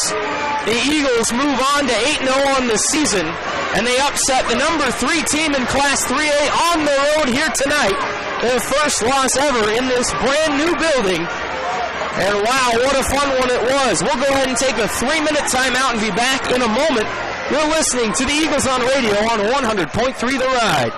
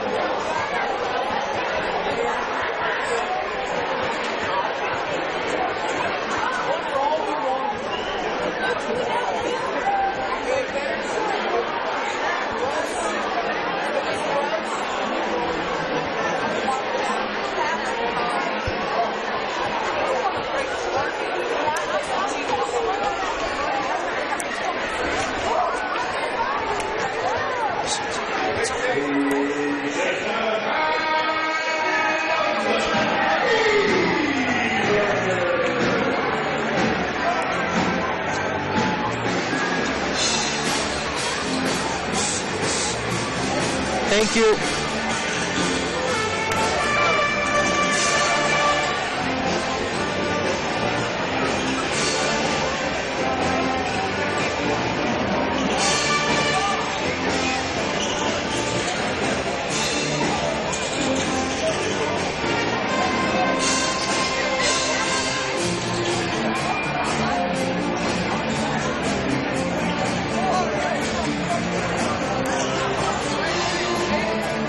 Welcome back into Scott City, Kansas post-game after the first of our doubleheader here tonight. The Eagle ladies upsetting the Scott City Beavers by a score of 52-49 down to the wire. They're outscored 15-6 in the fourth quarter by the Scott City Beavers, but they hold off the late charge and emerge victorious tonight. Colby now moves on to 8-0 on the season. Scott City, with their first loss of the year, are now 6-1. and it was a thriller all the way through. Colby well-rounded all around the table in terms of scoring, led by 15 from Jill Stevens, 11 from both Hallie Vaughn and Brittany Foss, 9 from Kennedy Stanley, 4 from Brooklyn Jones, and 2 from Mackenzie Dodson tonight. As Colby needed every bit of it, free throws down the stretch were huge as Jill Stevens buried a pair to stretch it to a 2-possession lead and help lift the Eagles to a victory tonight. Scott City, however, had 6 different players get in the scoring, but only one managed to score more than 6 points tonight. And it was Bryn McCormick, an absolutely outstanding night for her tonight. She drops 31 points for the Beavers, but can't quite get enough help from around the table to pull off the win. 31 from McCormick, 6 for Emily Weathers, 6 from JC Rose, and then 2 for Amber Latta, 2 for Madison Shapland, and 2 for Kennedy Holstein tonight for the Scott City Beavers. And again, Colby wins it 52-49. But Colby is your victor here tonight, and we will be joined by head coach Tom Stevens here in just a second.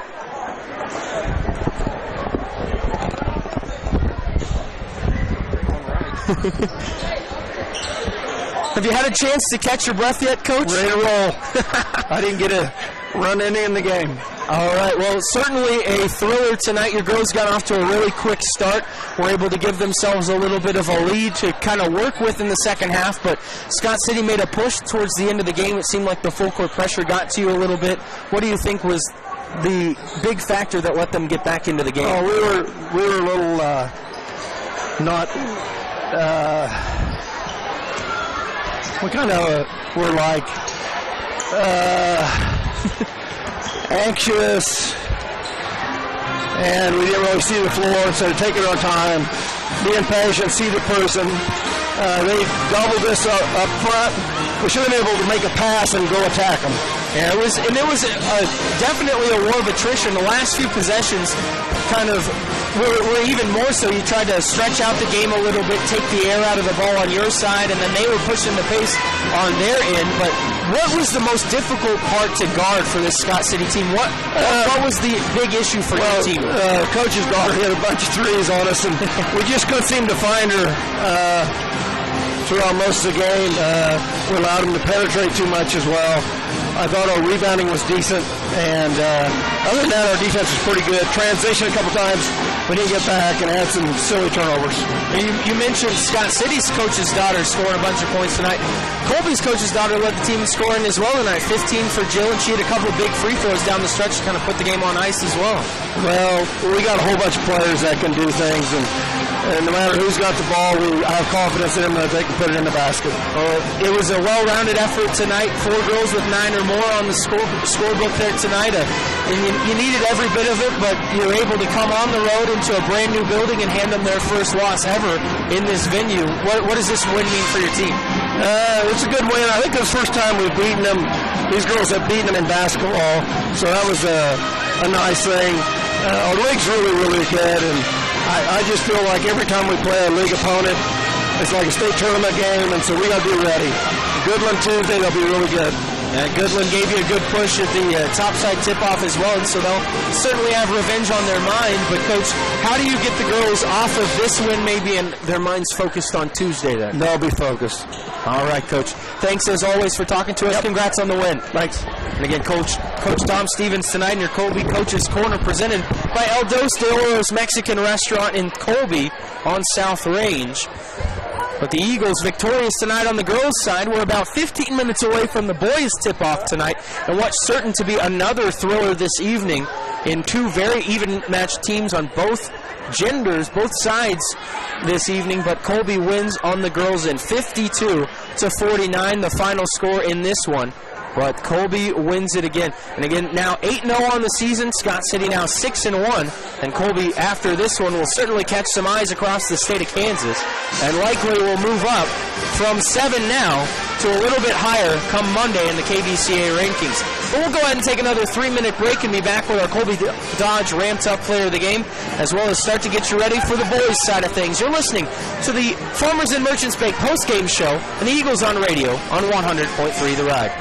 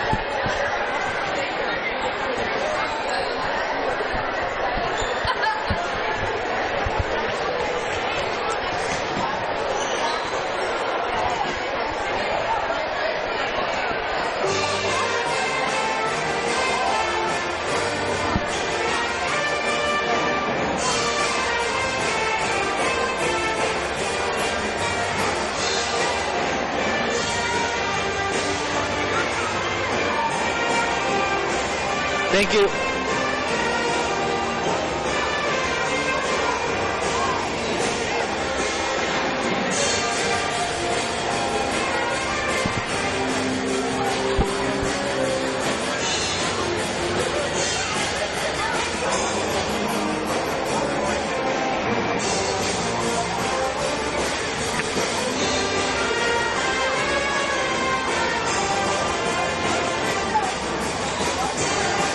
Welcome back into Scott City, Kansas. The Colby Eagles victorious on the girls' end tonight as the number 7 ranked Eagles win it 52-49 over the 3rd ranked Scott City Lady Beavers tonight. The first time in quite some time that Colby has been the victor on the girls' end between these two teams, and it was certainly a thriller. Colby led pretty much the whole way, but Scott City came from behind and made it a 3-point game with just a few seconds remaining, and had a chance at a 3-pointer at the buzzer, but could not get a shot off, and Colby would win the basketball game tonight in a huge one. They now move on to 8-0 on the season and 2-0 in league play, and Scott City falls to 6-1 and 1-1 in league play.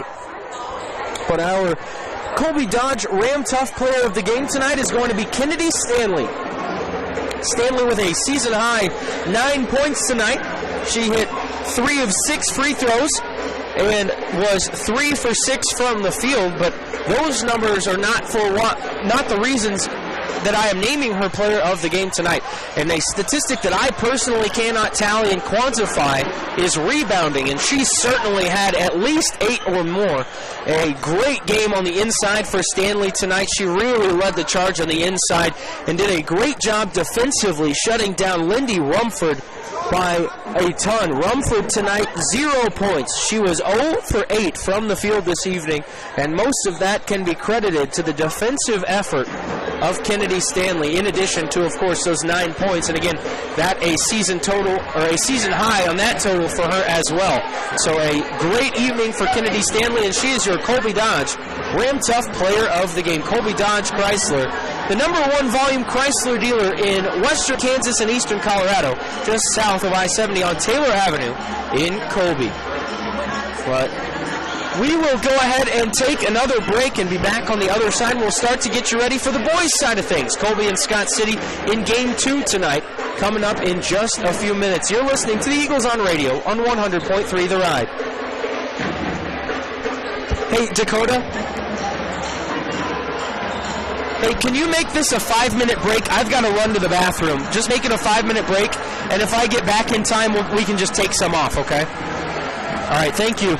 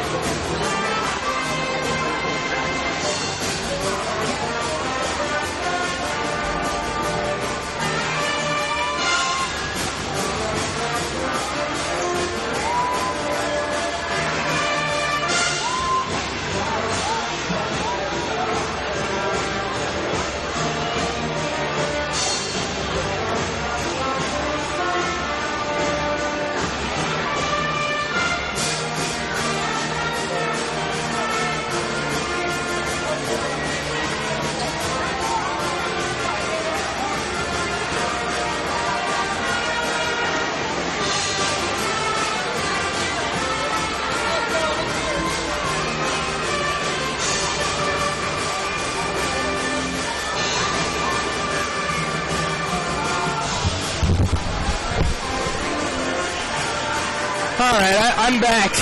Did I make it in time? All right.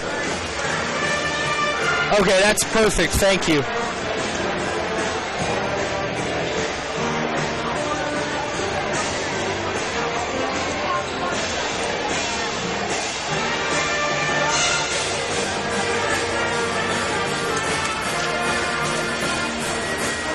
I'm taking up too much room. I'm sorry. Hey, normally this messy, I promise.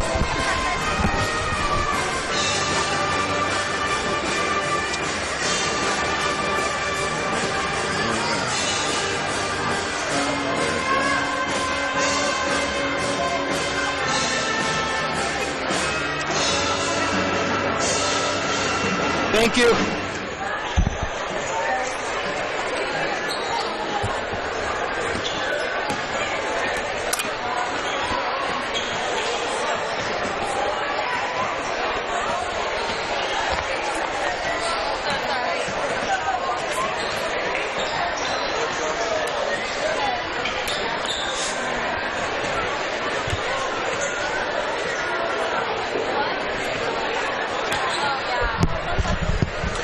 Welcome back in, and we now switch gears to the boys' side of things. This makes it the Funk Optometry pregame show, and we're about 3 minutes away from tip-off here between the Scott City boys and the Colby boys. Scott City enters at 3-3, Colby at 4-3. Scott City got a win on Tuesday to open up this new building against the Goodland Cowboys, while the Colby Eagles fell on the road at Hoxie, and the Eagles have had some offensive woes for the last couple of games, and ever since that 4-0 start, they've really struggled to find the pace offensively of which they started the year with. In those first 4 games of the season, Colby scored 47 or more points in each of those first 4 games. Since then, in each of the last 3, they have not scored more than 46 and 30 on Tuesday night. So offense has really kind of been lacking, and it's not been for lack of skill or any issue there. The ball just hasn't quite fallen in the basket for them, and the guys haven't found the rhythm that they've really wanted. And when talking to Coach McKee, these boys are still trying to find their roles on this floor. This is a team that has athletic players, but they typically start what would be 2 or 3 forwards and just 2 guards, but with some of the matchups that they've had to play with more guard-oriented basketball, which isn't exactly their style as of late, and they're still trying to adjust to that. But tonight, it should be a very evenly matched and interesting contest between these two teams. As Scott City, a good basketball team, but not to the level of some of the past couple of opponents for Colby, and maybe this would be a game with the rivalry atmosphere that we've got in this brand new building, where Colby is able to get Scott City out of their comfort zone, play with a little bit of fire and get back in the win call. And we're about ready to announce the starters for both teams. And I believe it'll be the same starting 5 as Tuesday.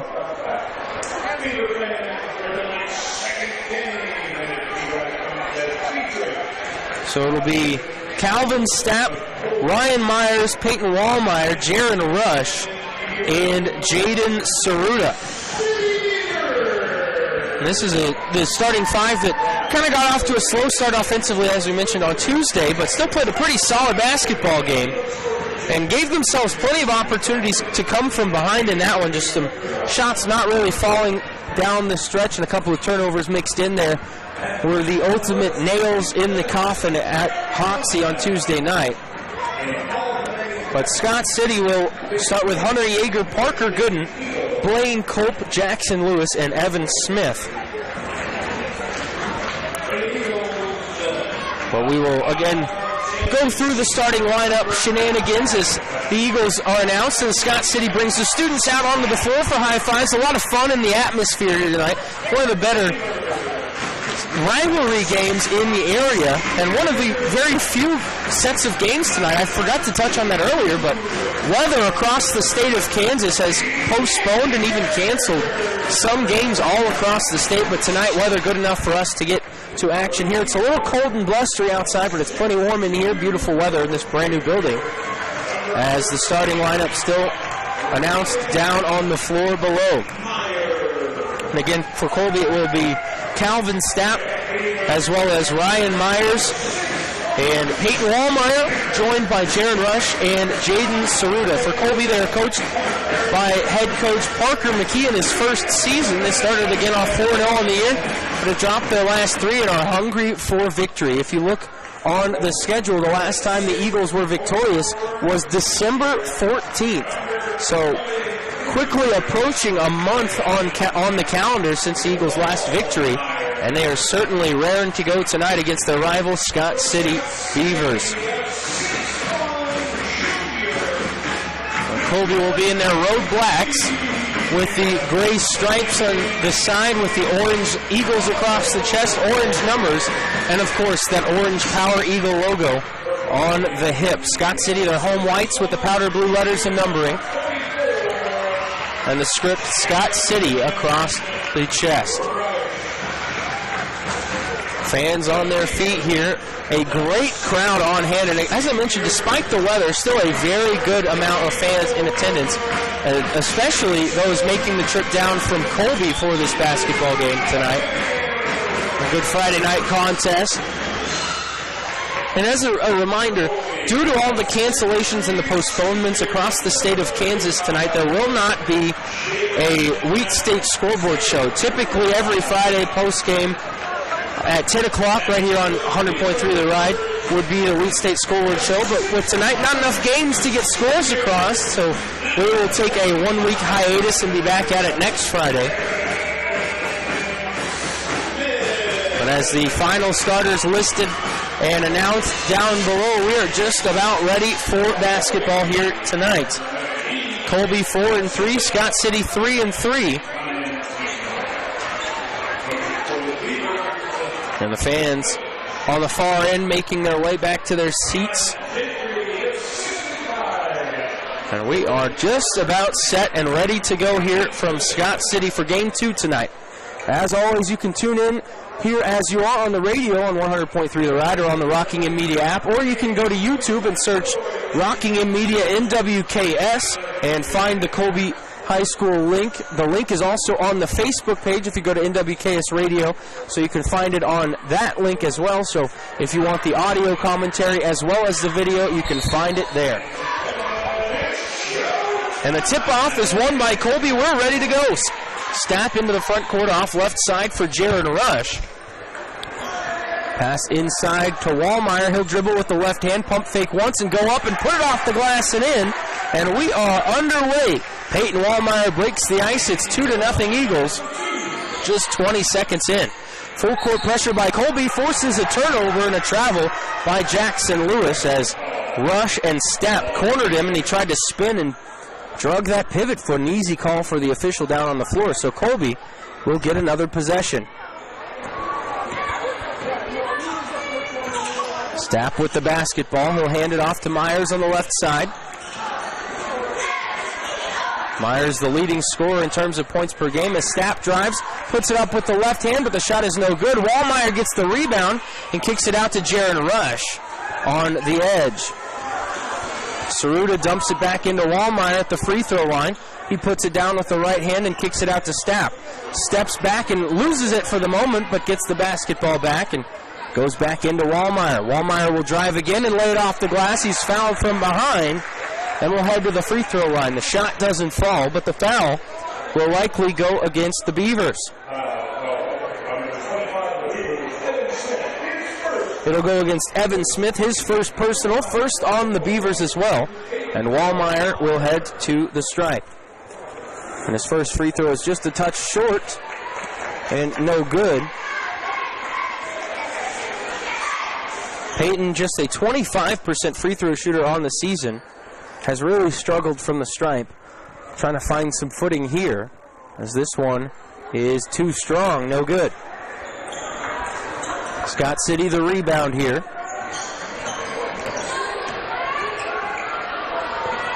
Off to the right side, they toss it into the corner now, back to Smith, and swung all the way around to the other side for Jackson Lewis. He'll bring it back to the top and try to look inside, but he's denied and have to give it off to Hunter Yeager. And a pass deflected and stolen away by Myers. Colby in transition and a lot of contact. No foul, however, as Scott City knocks it away and gets the ball back. And a three in transition, fired up and hit for Scott City. Jackson Lewis knocks it down, and Scott City takes a 3-2 lead.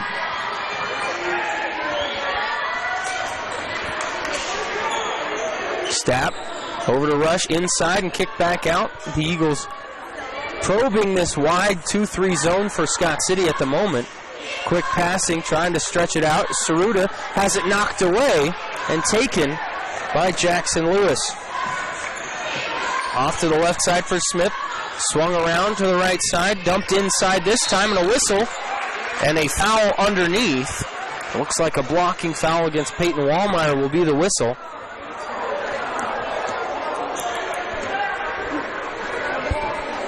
And the official ruling is exactly that.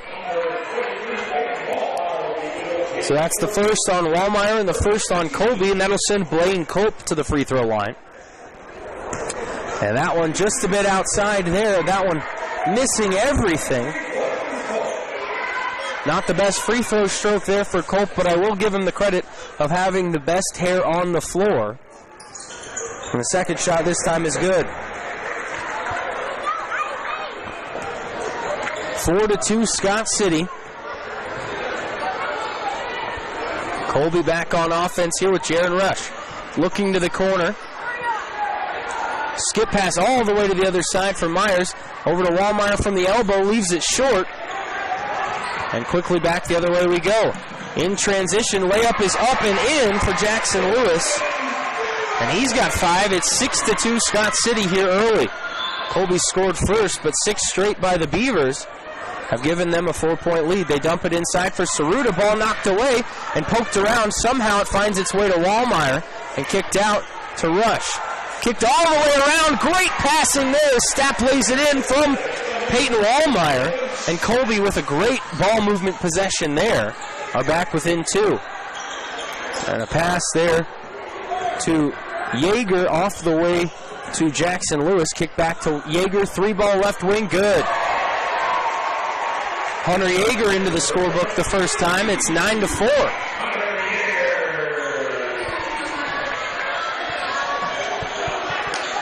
Rush to Stapp at the top. He'll drive and kick to the left side, and it's poked around all the way out to the corner as Myers fires it back to Stapp. Out to Rush on the right side now, and into the corner for Wallmeyer. Wallmeyer met with a bit of the body. Now a pass inside. Saruta right-hand hook, and he hits. Jaden Saruta his first points tonight, and it's 9-6 Scott City. Up to Culp, now left side Yeager. Pump fakes, he'll drive all the way in with the left hand, but can't finish. And Colby the rebound. Stapp will walk it up the floor. We're midway through here in the first quarter. Right side to Rush. Fired inside. Wallmeyer free throw line jumper. That's off the mark, but Stapp, the rebound, put back, and the foul. The athletic Calvin Stapp with the 21 style tip back. And he gets fouled from behind, and he'll try and complete the 3-point play. Foul will go against Hunter Yeager. That's his first personal. There's a couple of subs for Scott City here as Harrison King and Ronald Weathers come in. Stapp's free throw is up, and it is off the mark, no good. Colby 0 for 3 at the charity stripe so far. Up the floor comes Jackson Lewis. Right side to King. He'll swing it around. Lewis fires back, and it's swung again to the right side. This is for Weathers. High pass there, excuse me. Now worked back up top. And a 3 fired up by Lewis that's no good. And a rebound back to Colby. Scott City with a couple of good looks at the basket there, but only one shot put up, and it was off the mark. Eagles with a chance to take the lead on this possession here. Pass inside to Saruta, off to Wallmeyer. Free throw line jumper. This one again off the mark, but Stapp the rebound. Myers kicks it out to Wallmeyer again. Swung right side for Stapp. Left hand dribble. He'll get it up to Rush. Swung over to Myers. Saruta left elbow. Another quick pass and a quick shot. This one off the mark. And a whistle underneath and a foul, I believe, on Colby.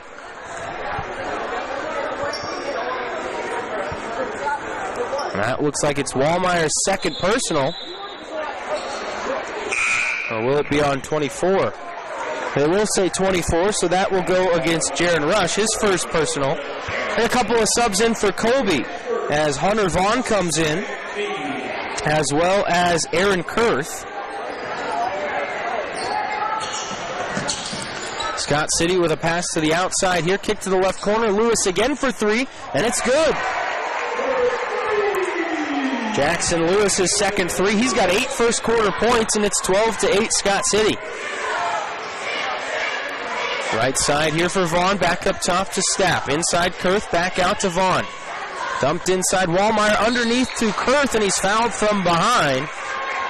And who will that one be on? I think that's going to go against Yeager again. And that's his second. Third on the Beavers here in the first quarter. 2:18 to go. And Aaron Kurth to the free throw line for the first time tonight. The first shot is good. And the 2 fouls on Yeager will force him to the bench, and Blaine Culp will come in to replace him. Culp with a brief rest there for the last few minutes. And the second shot coming for Aaron. That one is too short, and it doesn't draw iron. And so Scott City will get the basketball underneath their own bucket and work it across the floor here. They go right to left as we view it from up here.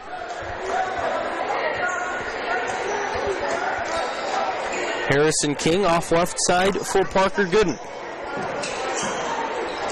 Gooden gets a screen, picks up his dribble, and kicks it to the right side. Now it's worked around all the way back to Gooden. He'll stop and kick it back out to the top. And King will drive. He'll kick it off left side, and a long two there rattles around and somehow falls for Ronald Weathers. His first bucket tonight.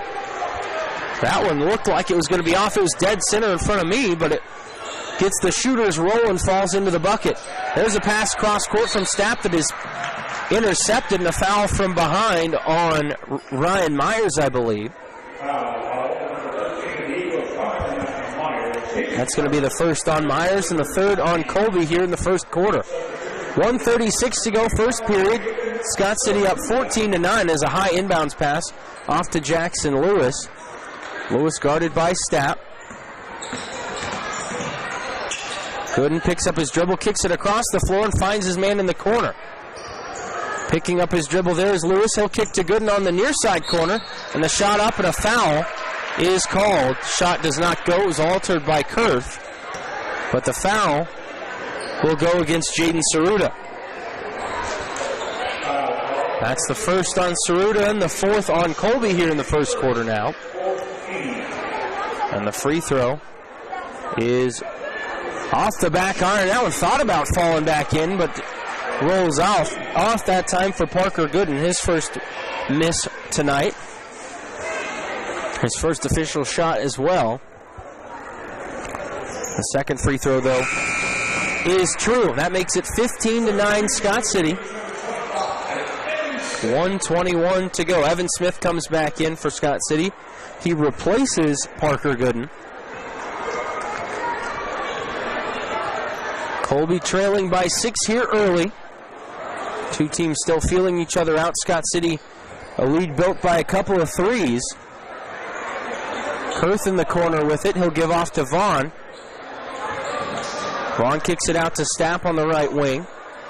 And Stapp tries to survey the defense. He'll kick it to Myers. Into Saruta now. Saruta fakes to Kurth and now back out to Stapp. Into the corner. Myers for three. Yeah, there it is. Ryan Myers, he's been a little cold the last couple of games, but that one goes and it gets Colby to within 3 with 40 seconds to go in the first quarter. Left side three fired and an answer, but it's way off the mark for Evan Smith. Colby the rebound and a chance to draw closer with 30 seconds to go in the quarter. Vaughn pump fakes once, he'll take the long two, and this one off the mark, but the rebound won over by Myers, who kicks it out to Stapp. And Stapp will give it back to Myers. 14 on the clock now. Colby can hold for the final shot of the quarter here. Want to look for something good here. Trying to draw just a little closer. Vaughn on the right wing. He'll drive all the way, put up the floater. It's off the mark, but Saruta the rebound and the putback, but it does not fall. And that is how the first quarter will end. Scott City on top, 15-12.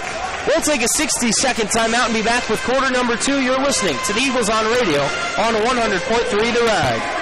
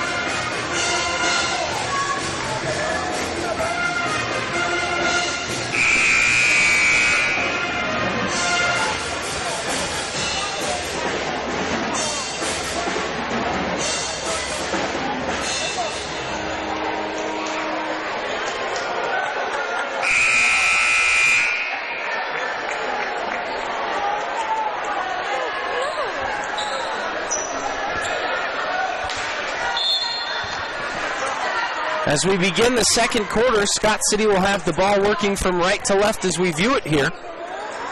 They fire a pass right side for Harrison King into Jackson Lewis. Met with some contact. He'll drive Euro step. The layup is no good, but the putback also missed. He gets it back and misses again. Does Ronald Weathers. A couple of interior misses for Scott City there. And Colby will have their first possession of the second quarter. Inside, Wallmeyer drives, puts up the two-footer. It's no good, but he rips down the rebound and puts it up through the hoop, gets it back, puts it up and in, and this time he's fouled. So Wallmeyer gets the bucket and will head to the free throw line with a chance to tie it. The foul will go against Evan Smith. That's his second and the fourth now on Scott City. Parker Gooden comes in. He will replace Evan Smith. And Wallmeyer will head to the free throw line for the second time this evening. This one in and out, but Colby gets the rebound with Stapp. And they'll get it out to Saruta and off to the left side. Swung all the way around to Stapp in the right corner, back off to Vaughn. Inside Saruta, right elbow jumper, got it! Jaden Saruta with 4 and Colby with the lead. It's 16-15. An 8-0 Colby run. Make that 7-0, excuse me. Math is hard sometimes. Left side 3 fired up from King. That's short, no good. Rebound knocked out of bounds. And it will be Colby basketball.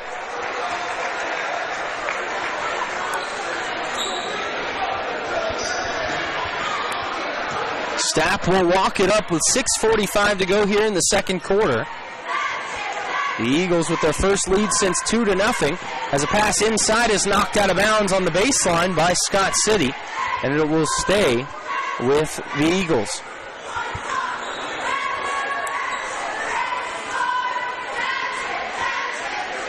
Stapp will inbound on the baseline. Fires out high to Myers. The safety valve pass there. Off to the middle for Wallmeyer. He'll hit a spin move and kick it off to Vaughn on the right side. Back across the floor to Stapp at the top. Fired back to Vaughn for 3. This one is too strong and no good, but saved in by Colby off of the hands of Scott City. And so Colby will again retain possession. Hunter Yeager checks in. He'll replace Harrison King.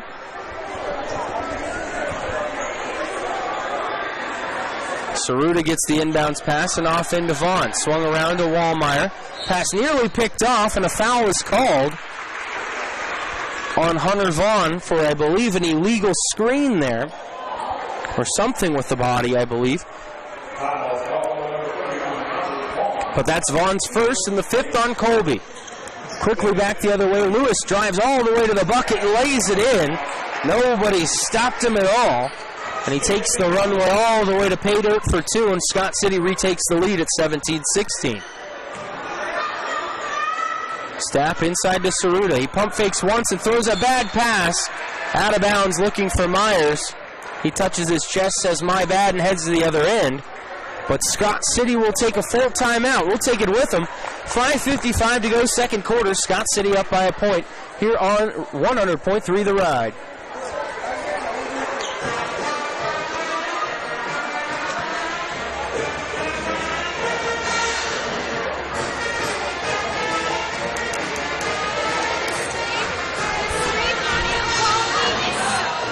The audio? Good. I freaking, and it actually syncs up with the video too. Yeah, because it's coming directly from there this time. The only bad part is when I do it like this, it picks up everything I say, even if you're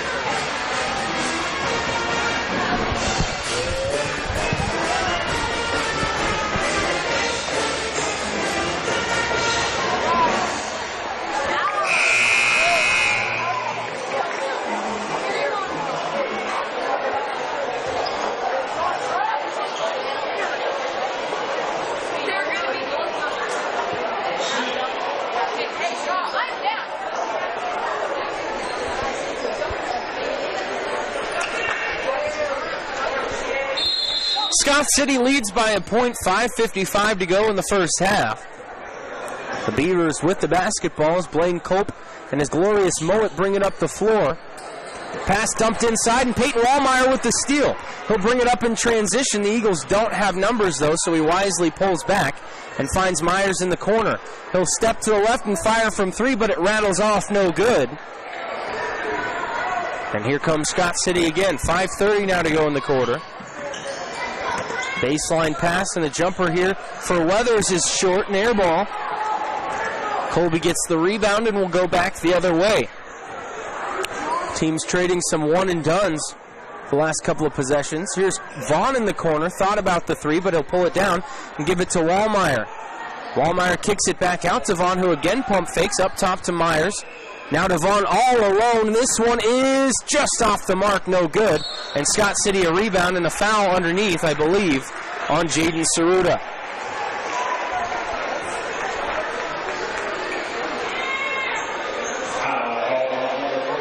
And it is. So that's the second on Jaden, and he will head to the bench, and Colby will bring Aaron Kurth back into the basketball game. Kurth with a point so far, but no field goals.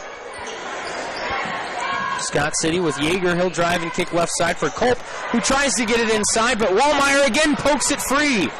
It ends up in the hands of Myers, and they give it back to Calvin Stapp, and the Eagles with another chance to extend this lead.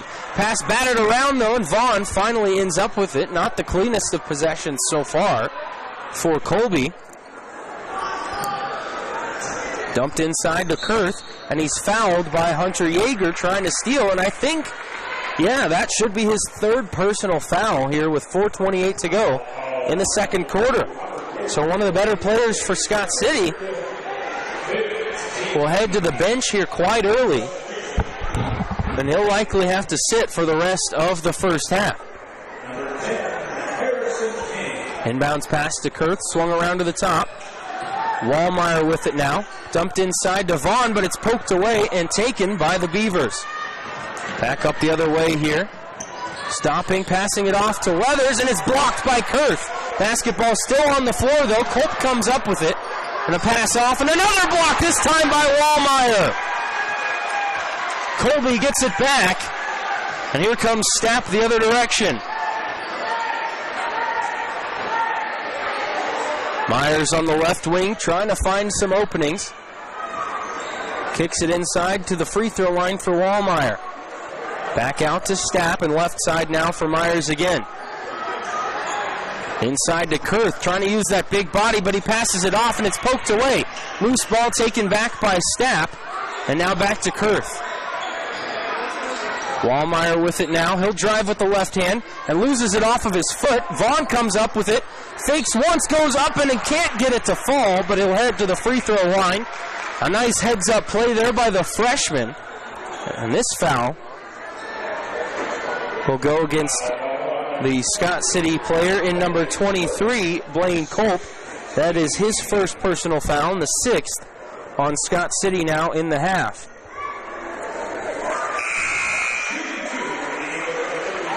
And the first shot is good by Vaughn. And we are tied at 17. Each team at 6 fouls now, so we're in the bonus. Free throws the rest of the way. Vaughn's second shot rolls off, no good. 3:20 to go, first half. King hands it off to Jackson Lewis. He'll drive baseline. Throws a prayer up back to the inside, and Vaughn wins it over, and he's fouled by Blaine Culp with the body. That's the second in just about the last 30 seconds there on Blaine Culp. And now free throws coming for Vaughn once again. Hunter Vaughn this season is just now 2 for 5 at the stripe. Make it 3 for 6 as this one falls through, and Colby retakes the lead at 18-17.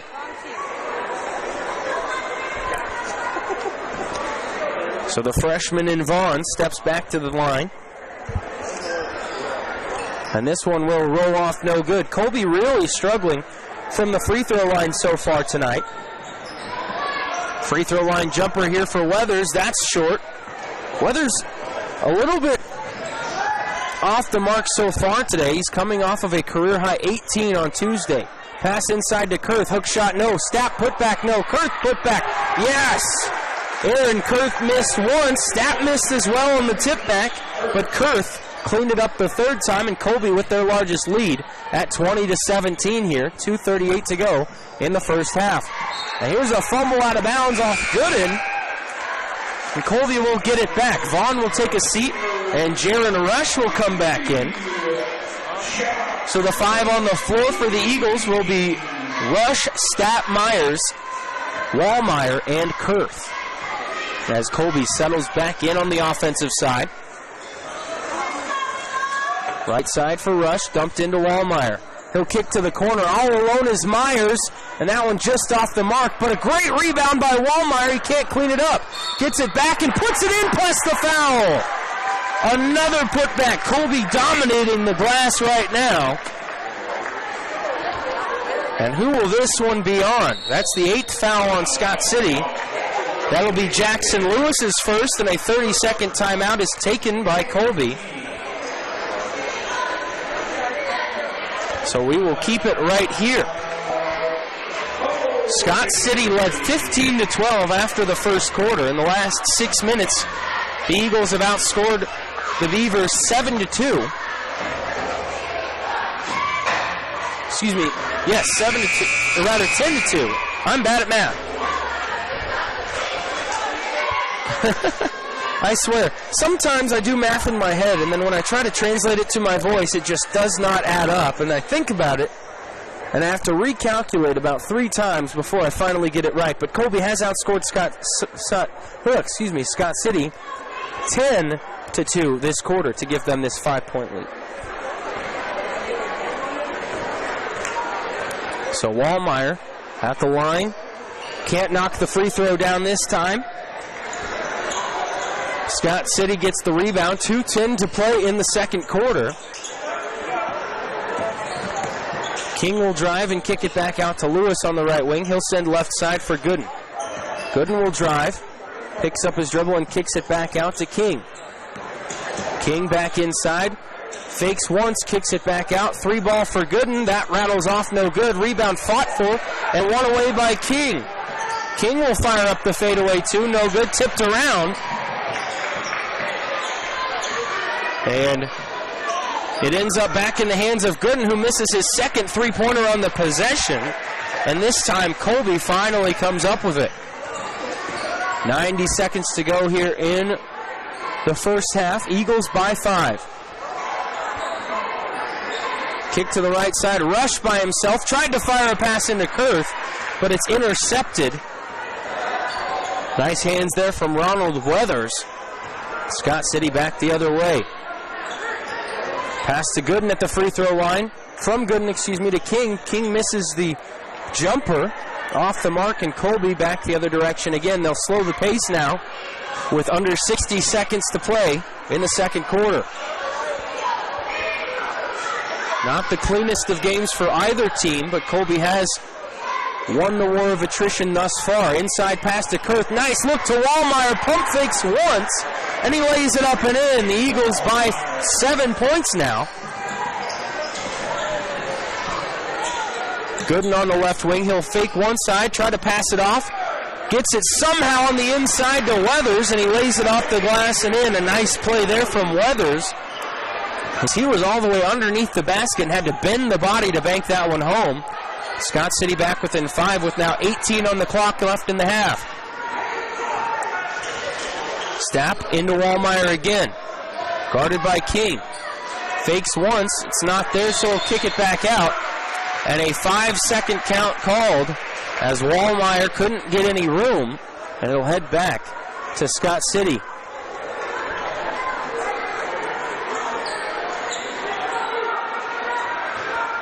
Six seconds left in the half here. Jackson Lewis up the floor.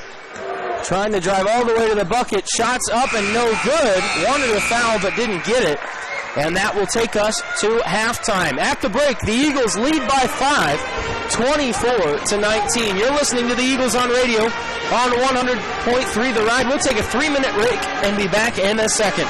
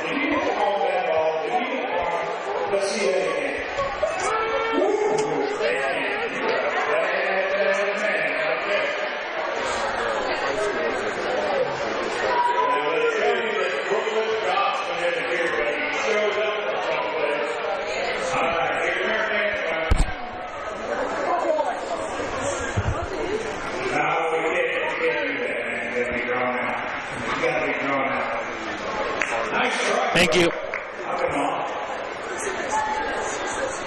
Instead, we're going to have another shooter. Got a different shooting contest. Nate. Noah. Let's go, man. You don't care what it's about. I got time to keep going out of here.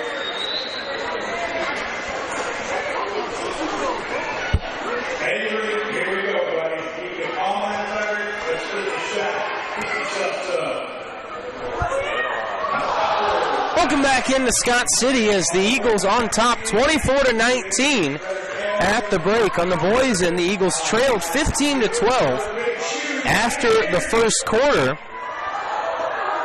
but they outscore Scott City 12-4 in the second period to take a lead into the break at 24-19. The Eagles shooting around 40% from the field so far. but have done most of their damage on the inside. Peyton Wallmeyer has just been an absolute force. He's got 8 points tonight on 4 of 9 shooting, all on the inside. He's also got about 7 rebounds already in the first half. That an approximation, of course, on my end is my mental note. I don't have the official stats for rebounds in the first half in front of me, but I'll get those post-game. However, Scott City really hasn't shot the ball terribly well either. Just 7 for 20 from the field tonight. They are 3 of 7 from three-point range. And a little bit of fun on the court below as some students shooting from half court here, and we had a near make there, and that would have been absolutely phenomenal. I thought that one was good. So forgive me if my attention's not completely on the halftime stats or anything, but we get one more shot here. We'll see if they can make it. I'll give you some play-by-play. Up to the half-court line. Here's the shot. Oh, again, just off the mark.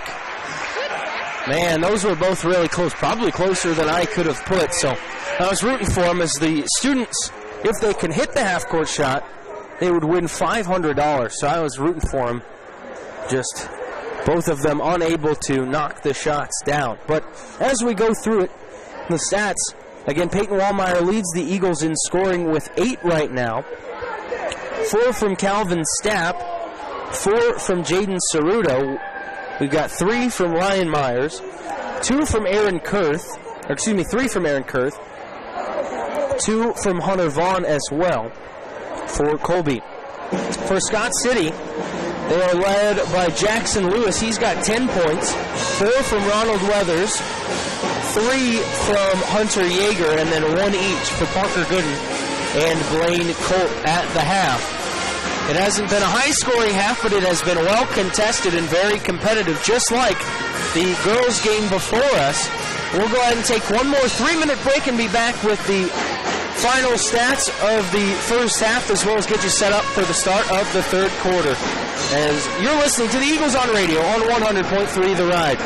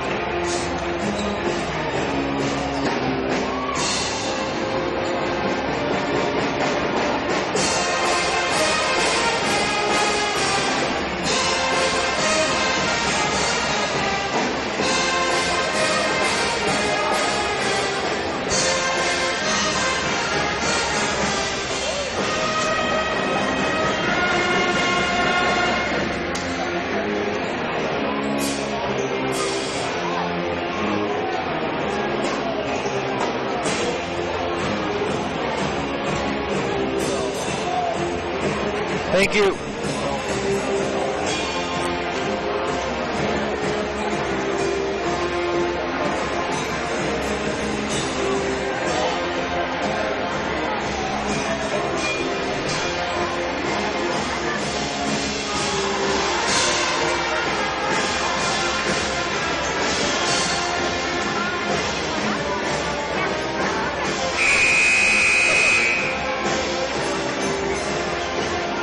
Welcome back into Scott City. We're about ready for the start of the second half. Again, Colby on top, 24-19 over the Beavers at the break. Colby as a team was 10 of 26 from the field, 1 of 5 from three-point range, 9 of 21 on the inside, just 3 of 11 at the free throw line. Scott City, 7 of 20 from the field, 3 of 7 from the outside, 4 of 13 from inside the arc, and 2 of 4 at the free throw line.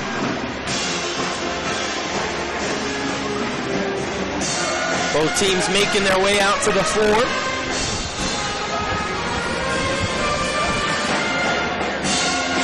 And a big thanks to Cornerstone Ag, the sponsor of Cornerstone Ag Halftime, here on 100.3 The Ride. You're never alone with Cornerstone. Colby will have the basketball to start the third quarter. They'll work from right to left as we view it from here. And Calvin Stapp, of course, running the point for the moment. Right side dumped into Saruta.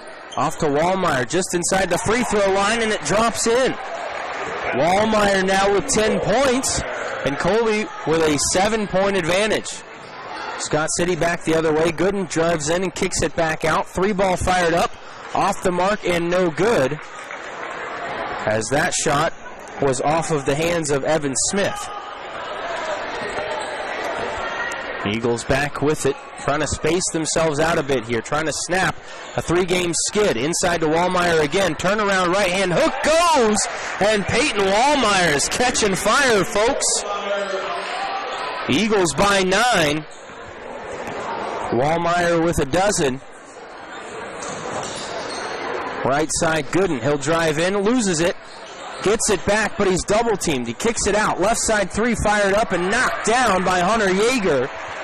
Scott City on the board to start the second half, and they're back within a half dozen. Yeager with 6, both from three-point range tonight. Lob pass inside, looking for Wallmeyer. He'll pass it off to Myers, who's fouled, and gets it plus the foul. Myers' first bucket from inside tonight, and he's fouled on the play by Scott City's, who's the signal here for number 25. That's Evan Smith, his third personal foul. Myers knocks down the free throw. That makes it 31-22, excuse me.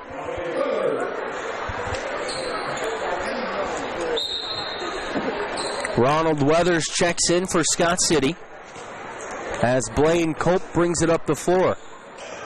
Passes off to Parker Gooden, back to Gooden, to Culp. He'll kick it back out to the corner.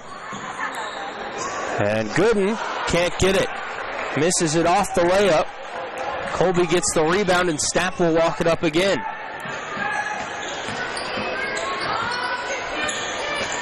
Stapp's going to drive it all the way to the bucket. Left-hand layup is good.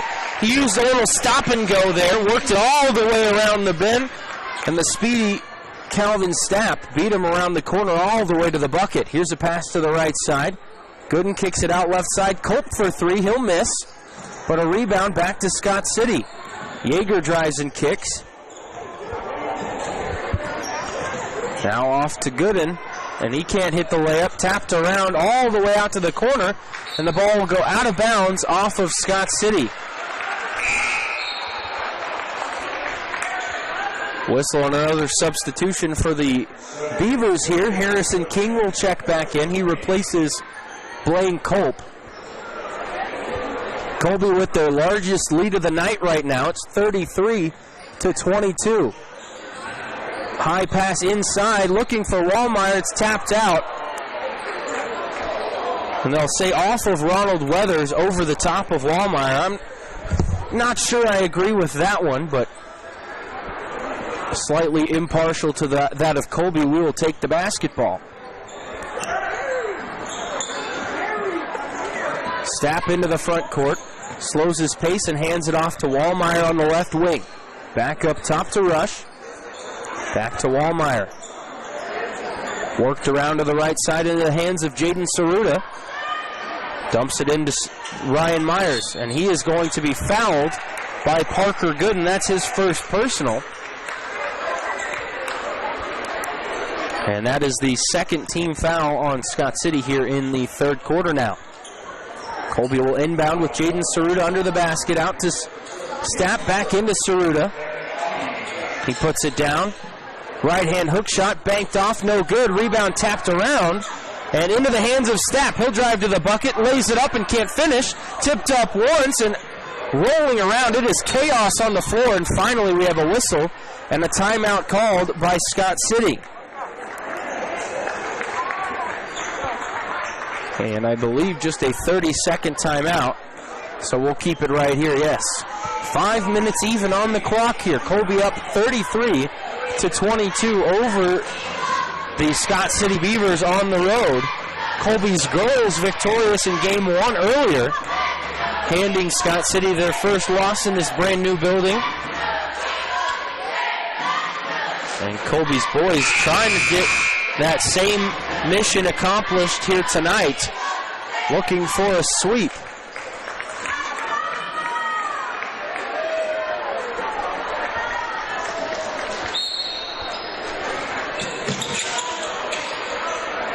Inbounds pass into the back, and now Jackson Lewis all the way down inside, but he loses control of the ball, and underneath it is utter chaos again, but Colby comes up with the ball.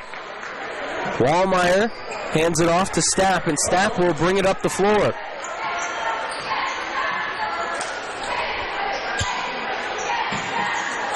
Right side for Jaron Rush. Trying to look inside, but it's not there. Now he finds Saruta at the free throw line, and Jaden knocks down the jumper. Colby by 13 here, 35-22. Parker Gooden up the floor off left side. Harrison King, he'll drive.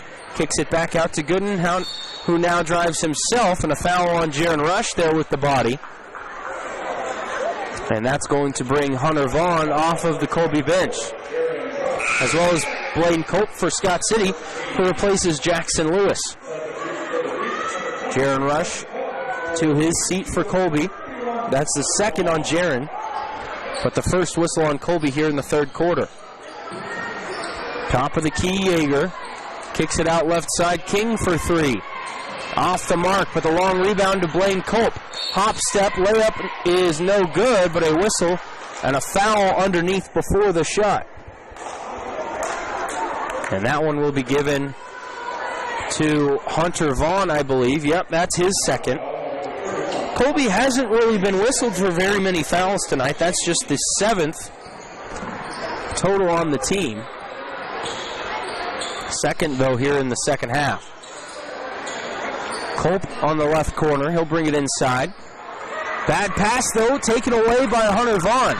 In transition, he doesn't have numbers, tries to pull it out, and does so successfully as it works its way back out to the top. And the tooth of the Beaver for Stapp. Now right side, Saruta.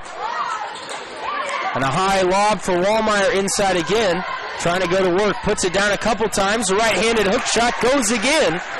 And Wallmeyer's big day continues. He's made his last 5 shots. Colby leads by 15. King from the top of the key. This one is no good, but Cope another rebound. Cope kicks it out to King again on the left side, but he holds it off and finds Yeager. Yeager will drive. Nice pass there for Ronald Weathers, who puts it in with the right hand, and Weathers has 6 points. Nice look there, and a crossover for Calvin Stapp, who brings one man to his knees and all the way into the bucket. He crossed over Hunter Yeager to the floor and went all the way to the bucket for 2 more. Colby up by 15 yet again. As Scott City kicks it right side, and a whistle and a 3-second call on the Beavers as we go back the other way. 2:37 to go, third quarter. Colby by 15 at 39 to 24. And a couple of subs for Scott City will bring Jackson Lewis and Evan Smith back into the game. Evan Smith with 3 fouls on the floor, as well as Hunter Yeager. Vaughn gets the inbound pass, and he'll walk it up the floor. Guarded by Evan Smith. Now off to Wallmeyer on the right side. And Myers with it now. Myers closely guarded, needs to move, but he doesn't. And there's a 5-second call. He couldn't get away, and really kind of a lack of awareness on that one as he just kind of stood in place while closely guarded, and it's a turnover. At the dead ball there, Aaron Kurth checks in, replacing Jaden Saruta.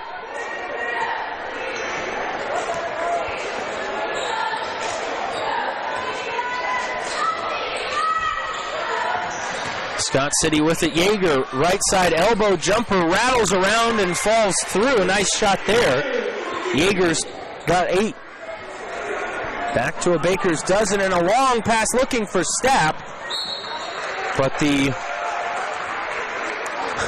ever so talented Calvin Stapp on the football field couldn't bring it down with the one hand. Just a little too tall for him, and another Colby turnover. And a foul in the backcourt on Ryan Myers. Not the best sequence of events there for the Colby Eagles, as that will be the second on Ryan Myers and the third in the second half. 1:52 to go here in the third. Culp with it, passes left side. Off to Smith in the corner. Fires cross court to King. He'll take about a 16-footer that's off the mark, and the rebound tapped around. And Colby with it the other way. Stapp saves it, or rather, was he out of bounds? Yes. So another Colby turnover back the other way.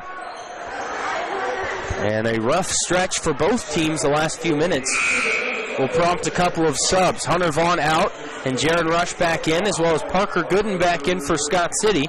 He will replace Harrison King. Lane Culp up the floor.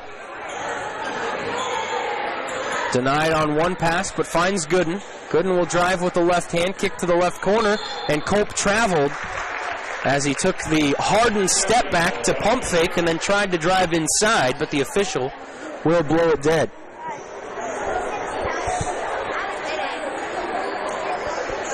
Full court pressure from Scott City here, but now they ease off as Colby gets it in. Stapp across the timeline. Off to Wallmeyer, who gives to Rush. Quick pass to the right side for Stapp. Dumped into Myers on the right elbow. Now to Kurth, double teamed underneath, and a whistle and a foul. A foul on Parker Gooden, who is visibly upset. He needs to restrain himself, and now he kind of calms down. He was not happy with that whistle, but that is his second foul now.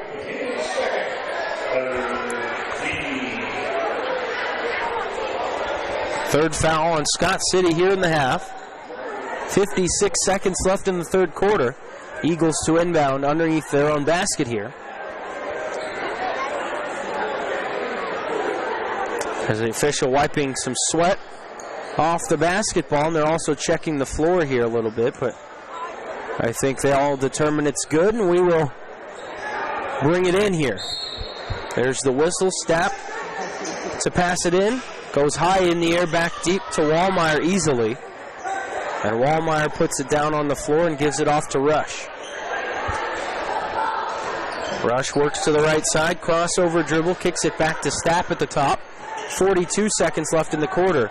Kurth will drive all the way to the bucket, can't get the layup, but he is fouled, and he rolls all the way to the wall on a whistle. And maybe a technical was just given out.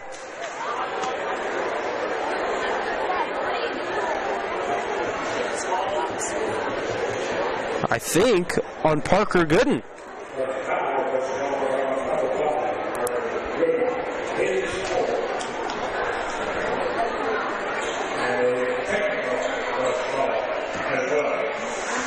Yeah, so Parker Gooden not only called for the foul, but a technical as well. But Kurth can't hit the first of the technical free throw. And that is actually our first technical that we have seen this season. And Kurth banks home the second one, but you'll take whatever you can get there as he makes it a 14-point ball game. And so now, after the 2 technical free throws from Kurth, Myers will now head to the free throw line as well. And Myers hits the first.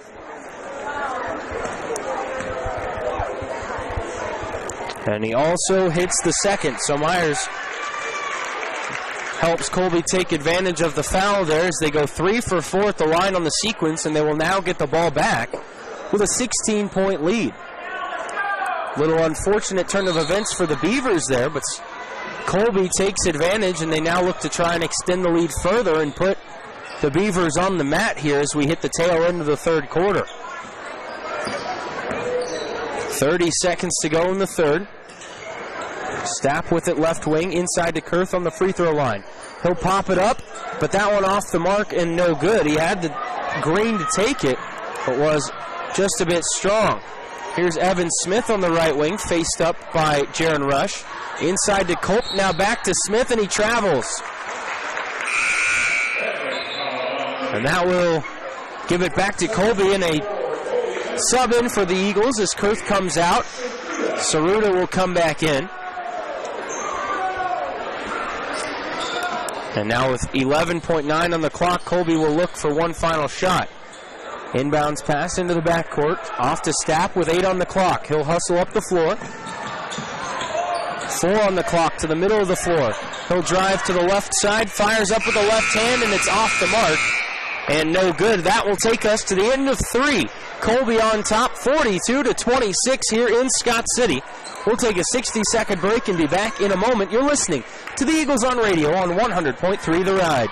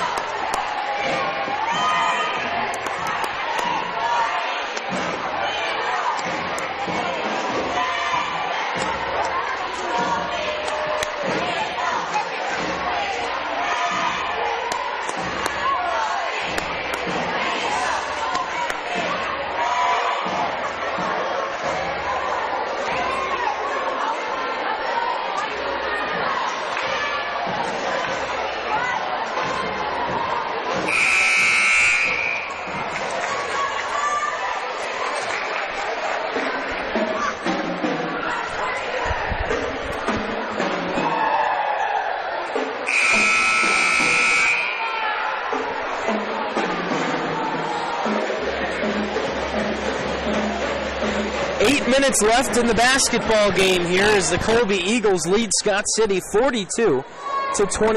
The Beavers led 15-12 after 1, but have since been outscored 30-11 by the Colby Eagles. Scott City with the basketball as we begin the fourth quarter of action down on the far end. They dump it inside looking for Harrison King. He finds Blaine Culp, kicked out to Evan Smith, who spins and puts it up with the right hand, too strong off the backboard, and no good. Stapp up the floor here. Off with the right hand. He'll settle on the middle of the floor. Works with the left side now. Trying to find some room here. Dumped inside. Looking for Myers. Pump fakes, now puts it up just a touch short. Tapped around and no good. Scott City fires it up in transition. To the middle of the floor for King. Fired right side. 3-ball up and too strong for Evan Smith.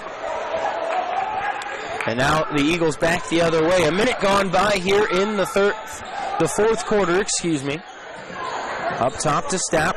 Saruta has his pass deflected. Now it's taken over to Peyton Wallmeyer, and Colby will bring it back out and settle it back in again. Myers with the high screen from Wallmeyer. He'll settle back up to the top and give it off left wing. Wallmeyer hands it back to Myers, who drives baseline, puts it off the glass, and lays it home. Myers now with 10 points on the evening, and Colby now with a new large lead of 18.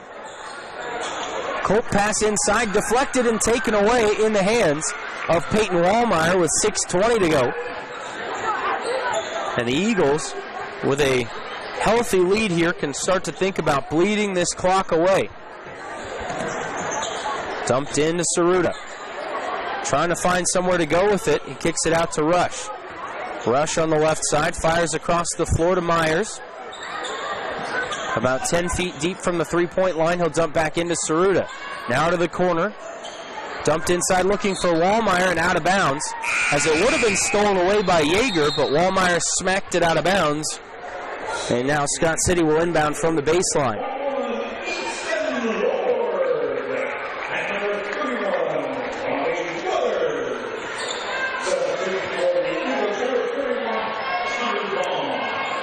Hunter Vaughn comes in. He'll check in for Jaron Rush there at the dead ball.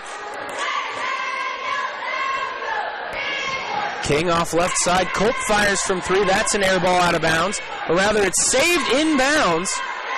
A nice play there from Scott City. Hunter Yeager threw it off of Myers and out of bounds. I thought for sure it landed on the baseline. But a heads-up play for Hunter Yeager there.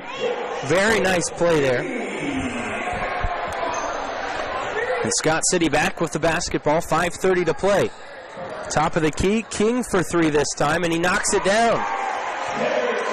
That's King's first three-pointer of the night, and it's down to a 15-point lead as Colby in transition trying to beat the Beavers down the floor, but they'll now slow it up with 5:15 to go.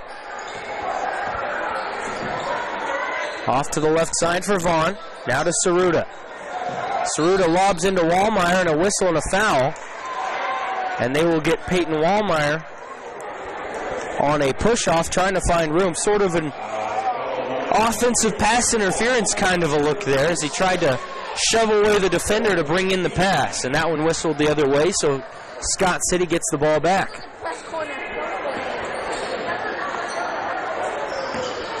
King with it at the top. Right side pass, and the three ball is good. As Josh Rosine, knocks down the three ball. Colby on the inside, and they nearly lose it, but a timeout taken by Colby, and Coach Parker McKee, this will be a full timeout. We'll take it with him. 4:38 to go. Colby by 14 here in Scott City on 100.3 The Ride.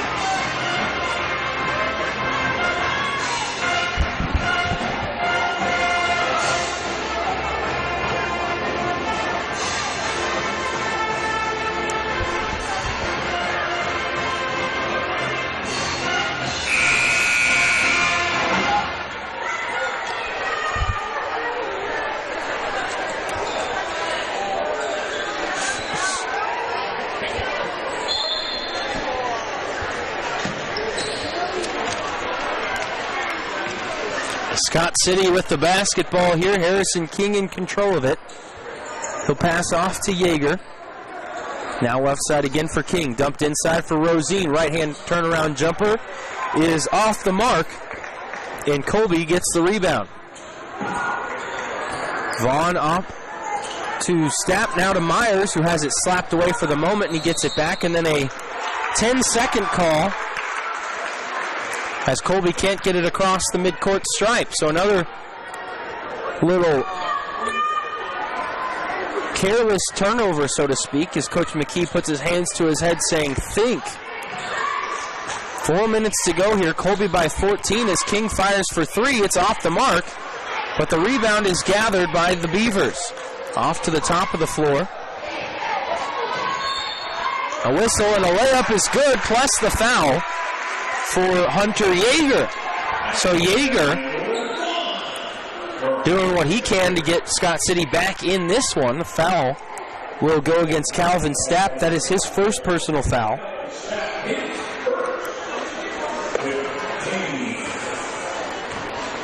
Five fouls on each team here so far, as the free throw does not draw iron from Yeager, and another air ball. We've actually seen that a few times from both teams tonight. Maybe you can credit that a little bit to the open spaces here at this brand new arena.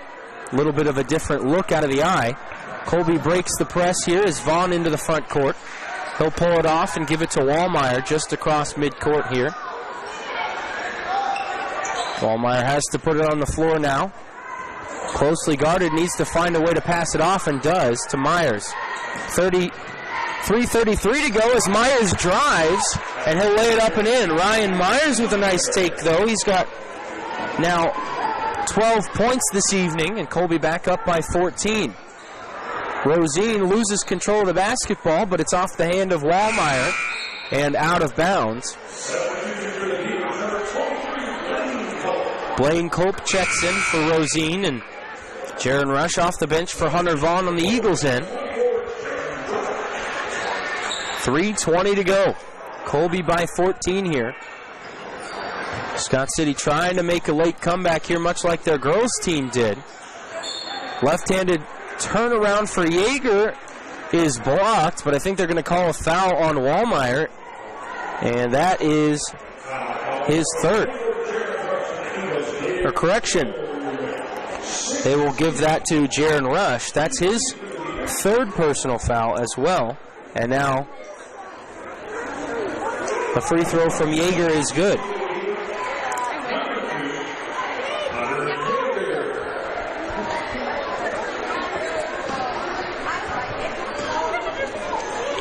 Yeager at the line here for the second shot, and it's good.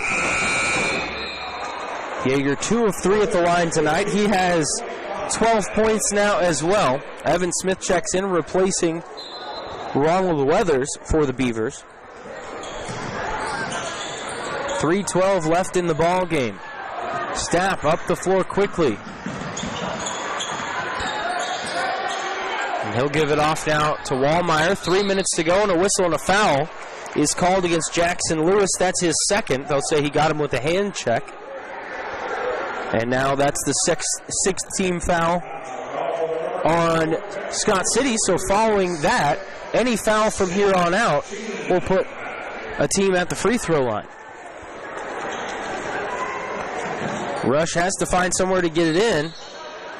And a timeout called by Colby's bench. Just a 30-second timeout. That one more to avoid the 5-second call.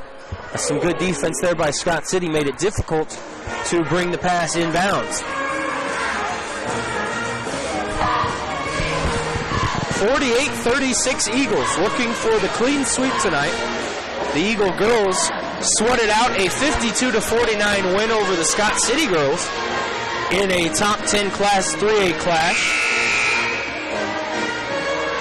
And now on the boys' end, Colby has led by as many as 18 tonight. But just a dozen lead here at 48-36 with just 3:01 to go. Makes this very interesting. Colby will have the basketball if they can get it in here and try and both bleed some clock as well as extend this lead. They'll throw it into the backcourt for Jaron Rush. And Rush gets across midcourt and has to pick up his dribble and give it off to Wallmeyer. Stapp with it now on the left side here, trying to find some space, but he's closely guarded by Harrison King. Now Stapp will drive, pulls it back out in the corner, dishes it off to Wallmeyer, who passes across the floor to Rush for the mid-range jumper that's no good. But guess who's there? Wallmeyer on the rebound. And a foul as Myers is smacked on the arm by Evan Smith.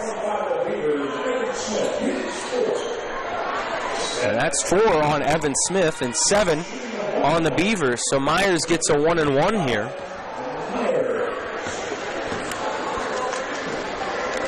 And Myers knocks this one down. He's 4 for 4 at the stripe tonight. Wipes a little bit of scuff off of his sneakers. Now he'll attempt the second of the trip. This one's also pure. And that gives him 14 points tonight. A sub in there for Hunter Vaughn, who comes in replacing Jaron Rush. Colby back up by 14 here. 2:27 to play. As the Eagles trying again to complete the sweep here tonight at Scott City. Harrison King with it. He'll drive. Loses the handle, and Calvin Stapp somehow comes away with the basketball with 2:10 to go. And now Stapp has it poked away, but somehow he gets it back and fires off to Myers on the right side. Now dumped into Wallmeyer. He'll kick it off to Saruta, but it's smacked out of bounds as Jackson Lewis, with the active hands, will force Colby to inbound from underneath their own basket here. 1:56 to go. Inbound to Myers, over to Vaughn now. And Hunter Vaughn, the freshman, handles the ball here on the left side. Off to Wallmeyer, and back to Vaughn again. Vaughn will put it down and give it off to Myers. And a flop there for Jackson Lewis, trying to draw a whistle. But now a pass batted away. Body's hitting the floor, and Blaine Culp with it. Now up to Yeager. He'll stop and kick it off to Blaine Culp again. Swung around. Up top, Yeager 3 ball. That one's off the mark, no good. And a whistle and a foul underneath on Jackson Lewis on the rebound. That's his 3rd. And Ryan Myers will head back to the free throw line.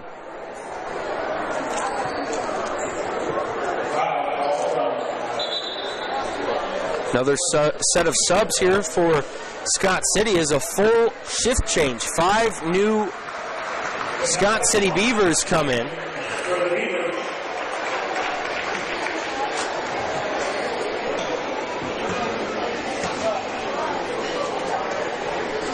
Sawyer Stevens checks in, as well as Corbin Wilkinson.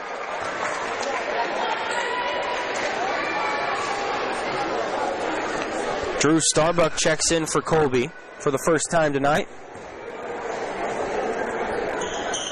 And Myers can't get this one to go down. His first miss at the free throw line tonight.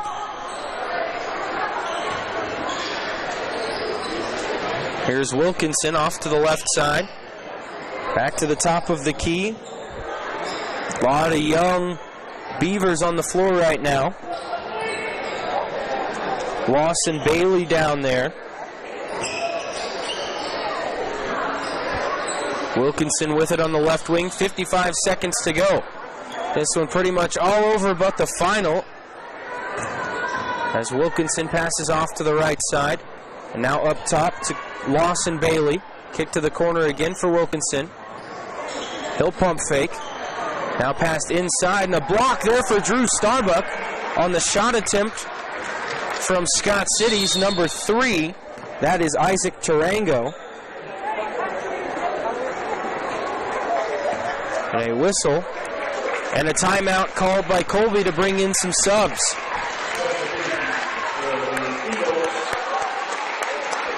Jacob Wetter checks in, as well as Landon Reinhart and Ryan Voss.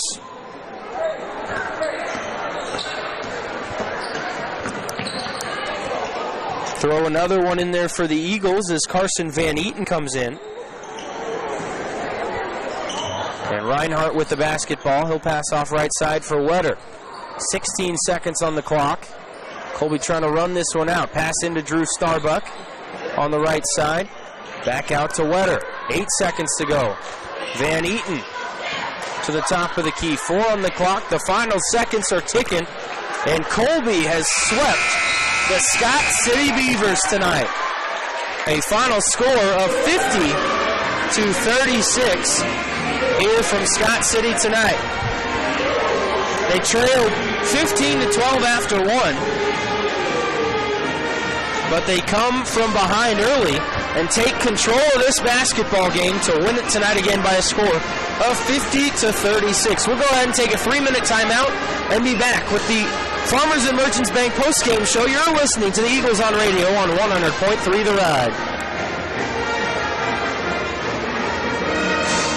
When do you need this turned down?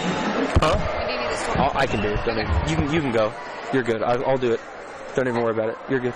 You're leaving tonight, right? Yeah. Okay. Yeah. I was gonna offer Trying to beat the storm.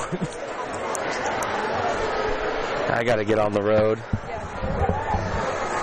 It's apparently out by Salina. It's a disaster, so I'm trying to get out there quickly. Thank you for your help. I appreciate it. Yeah, we'll see you later. Yeah. Nice to meet you, by the way. I'm Jackson. Sorry. How's it going? I would have been more friendly, but I was a little busy. Making your sneakers really an important thing to mention? Or do you Just gives me some detail. Sometimes, yeah. Yeah, I needed something.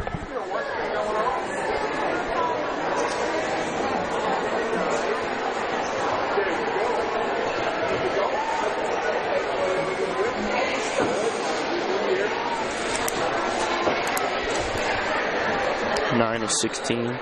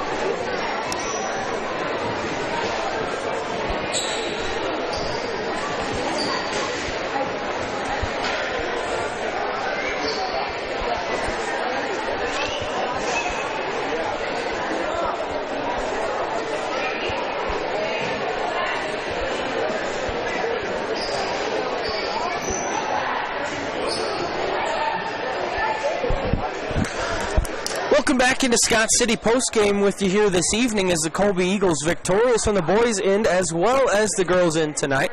They win 50-36 over the Scott City Beavers this evening. Colby led in scoring by the tandem of Ryan Myers and Peyton Wallmeyer, each with 14 points, 8 added by Calvin Stapp, 6 from Jaden Saruta, 4 from Aaron Kurth, and 2 from Hunter Vaughn.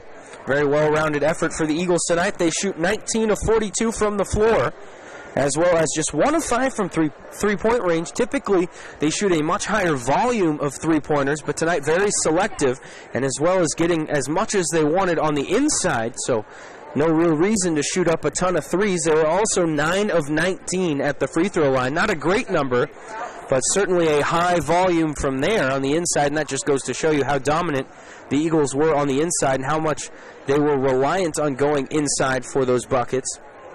And it certainly paid off for them this evening. Scott City as a team, 13 of 38 from the field, 6 of 17 from 3, 4 of 7 at the free throw line. They were led by 12 from Hunter Yeager, 10 from Jackson Lewis, as well as 6 from Ronald Weathers, 3 from both Josh Rosine and Harrison King, and then 1 from each Parker Gooden and Blaine Culp.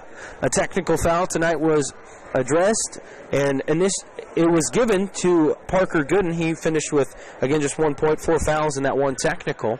And after the technical, he did not see the floor. I think maybe a coach's message sent in that one, but it will show up on the official stats as the first technical of the season we've seen in any game so far. And again, the score by quarter tonight, Scott City led after 1, 15-12, and then Colby outscored the Beavers 12-4 in the second, and then outscored them again 18-7 in the third before Scott City outscored Colby 10-8, I should say, in the fourth quarter. Good enough for, again, a 50-36 Eagles victory tonight. Real quick, we'll go ahead and name our Colby Dodge Ram Tough player of the game tonight as Peyton Wallmeyer. Again, 14 points for him this evening as he finished 7 of 12 from the field. He was 0 for 4 at the free throw line, but a great night on the inside. He had 2 blocks as well as numerous rebounds as well. I don't have the official rebound stat, but I will get that in the post game. But an outstanding night for Peyton Wallmeyer tonight, and he is your Colby Dodge Ram Tough player of the game. Colby Dodge Chrysler, your number 1 volume Chrysler dealer in western Kansas and eastern Colorado, just south of I-70 on Taylor Avenue in Colby. We will go ahead and take a 3-minute break and be back in a moment. If we can get Coach McKee with us here this evening, we will. If not, we will just hit the road and try and get back home, beat some of this weather heading our way. If you are heading home tonight after these games in Scott City, please drive safely, be mindful of the weather and the ice, and we'll be back in just a moment. We'll take a 3-minute break and be back in a minute here on the Farmers and Merchants Bank postgame show on 100.3 The Ride.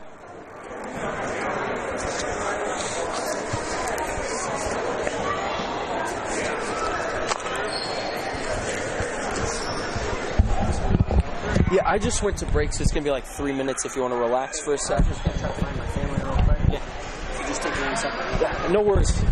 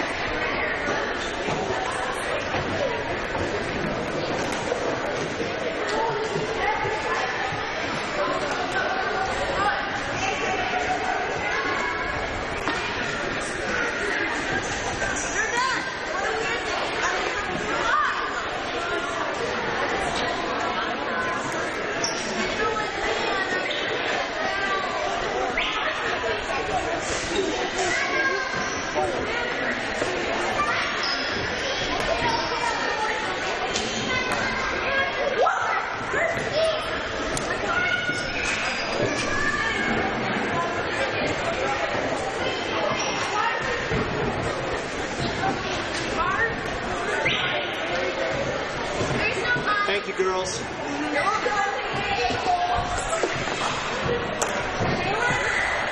All right.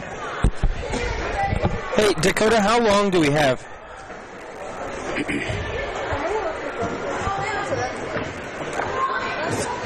30 seconds?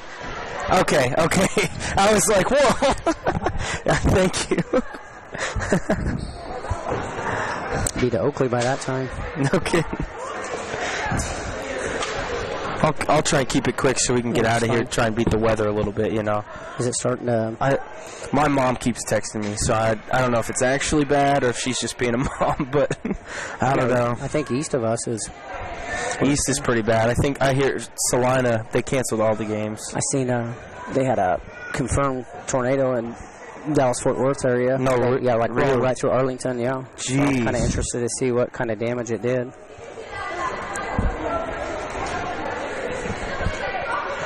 Welcome back into Scott City. We're post-game. The Eagles victorious 50-36 tonight on the boys' side. We're now joined by head coach Parker McKee in our Colby Coaches Corner, presented by El Dos de Oros. And Coach, first off, congratulations on the win. You guys kind of struggled the last few games over break a little bit. I'm sure that the hunger for a win tonight was overwhelming for your guys. Yeah, really after the Hoxie game, we kind of had a, really focus on what we were wanting to do this year, and I think the biggest thing is we've just not played with the confidence that we've needed, and we started yesterday, we tried to lighten it up a little bit, make it a little bit more of a fun environment to be in, practice-wise, and I think it really carried over to tonight. The kids played with a lot of passion and eagerness, and they were really pulling for one another, and, it was glaring how well, we were offensively tonight versus, Tuesday night against Hoxie. It seemed a lot more fluid, a lot more, I think confidence was the right way to put it there. They seemed a lot more sure of themselves in what they were trying to do down there. But in such a short turnaround from Tuesday to tonight, what was the biggest thing you focused on in trying to clean that up and being more confident, I guess? Well, I think that it's just a mindset that, those kids have to kind of tap into. And, we talked about mental preparation and, the fact that, before you play a game, you shouldn't be in there messing around on your cell phone, right? Mm-hmm. You should be focusing on what the task at hand is. And so, Scott City played us man tonight. We did a good job of breaking that down at times, and then when they went zone, we really didn't miss too much of a beat. I felt like we just were in rhythm the whole night. And so, and a lot of that just stems from their confidence and being able to just move the ball and not second guessing themselves. And so it was fun to be a part of. And tonight the guys seemed a lot more determined to get inside, not put up so many threes on the outside. Was that something that you kind of focused on the last few days as well? Yeah, we felt like obviously we had a big height advantage against Scott City tonight, and so we wanted to find a way to really pound the ball inside and try to get some looks and make it a difficult situation for them to have to guard. And our guards did a tremendous job of doing that. We had good spacing on offense that allowed us to do that. Peyton, a lot of his catches at the high post, he's in attack mode. And he's good when he does that, and so it was just a night and day difference between tonight and the last outing. Yeah, and you mentioned Peyton tonight. By my calculations, 14 points tonight. I don't have the ability to track rebounds, but it certainly seemed like he was your leader in that category tonight. But when he's clicking on both ends of the floor like he was tonight, what does that bring to your team? Well, I think that it brings a little bit of a swag to what we're trying to do. Because what it does is it allows everybody else to kind of just take some of that pressure off of them. If we get the ball to Peyton, he scores a couple times, then all of a sudden, hey, maybe the guards are having to dig a little bit. It takes a little bit of pressure off of us. And, I thought Calvin did a really good job of taking what the defense gave to him and using his quickness and his athleticism in the full court to try to really, push at times and then other times understand that if we don't have numbers to pull it out and make them guard. And it was Peyton's early success, I think, really helped other kids feed off of that, and that's what ultimately, helped us score as many points as we did. It was certainly a good performance tonight, and I've noticed now 5 wins on the season. They've scored 47 or more. The 3 losses, 46 or less. So I'm thinking maybe 47 might be that number we shoot for from now on, but certainly a great night tonight and a big win over a rival school, and it doesn't get any easier on Tuesday. You get Goodland and another rivalry matchup coming to town, and how do you continue to build off of this tonight? I think we just understand that when we do things that, are within our capabilities and we do them with a lot of confidence that we can do some good things. And when you second guess yourself, it doesn't matter if you're playing, a great team or an average team. If you don't have the confidence to go out there and compete on every single possession, it really hinders your ability to play. And so we just got to find a way to continue to improve off this. I think this was the closest we've looked since the top side. And, we just got to continue to improve. That's the name of the game. All right, Coach. Well, thank you so much for taking the time as always. Congrats on the win. All right, thanks, We Jason. will see you on Tuesday. Howdy. All right, and that will wrap things up for us tonight from here in Scott City. Once again, the girls victorious 52-49, and the boys as well 50-36, as the Eagles sweep the Beavers tonight, handing them both their first losses in their brand new arena here in Scott City. But for my board ops back at the KRDQ studios, I am Jackson Schneider. Thanks so much for tuning in. Remember, no Wheat State Scoreboard show tonight due to weather around the state, but the next time you will hear from us is Tuesday night at home from the Colby Community Building against the Goodland Cowboys and Cowgirls. Once again, I am Jackson Schneider. Thanks so much for tuning in, and go Eagles.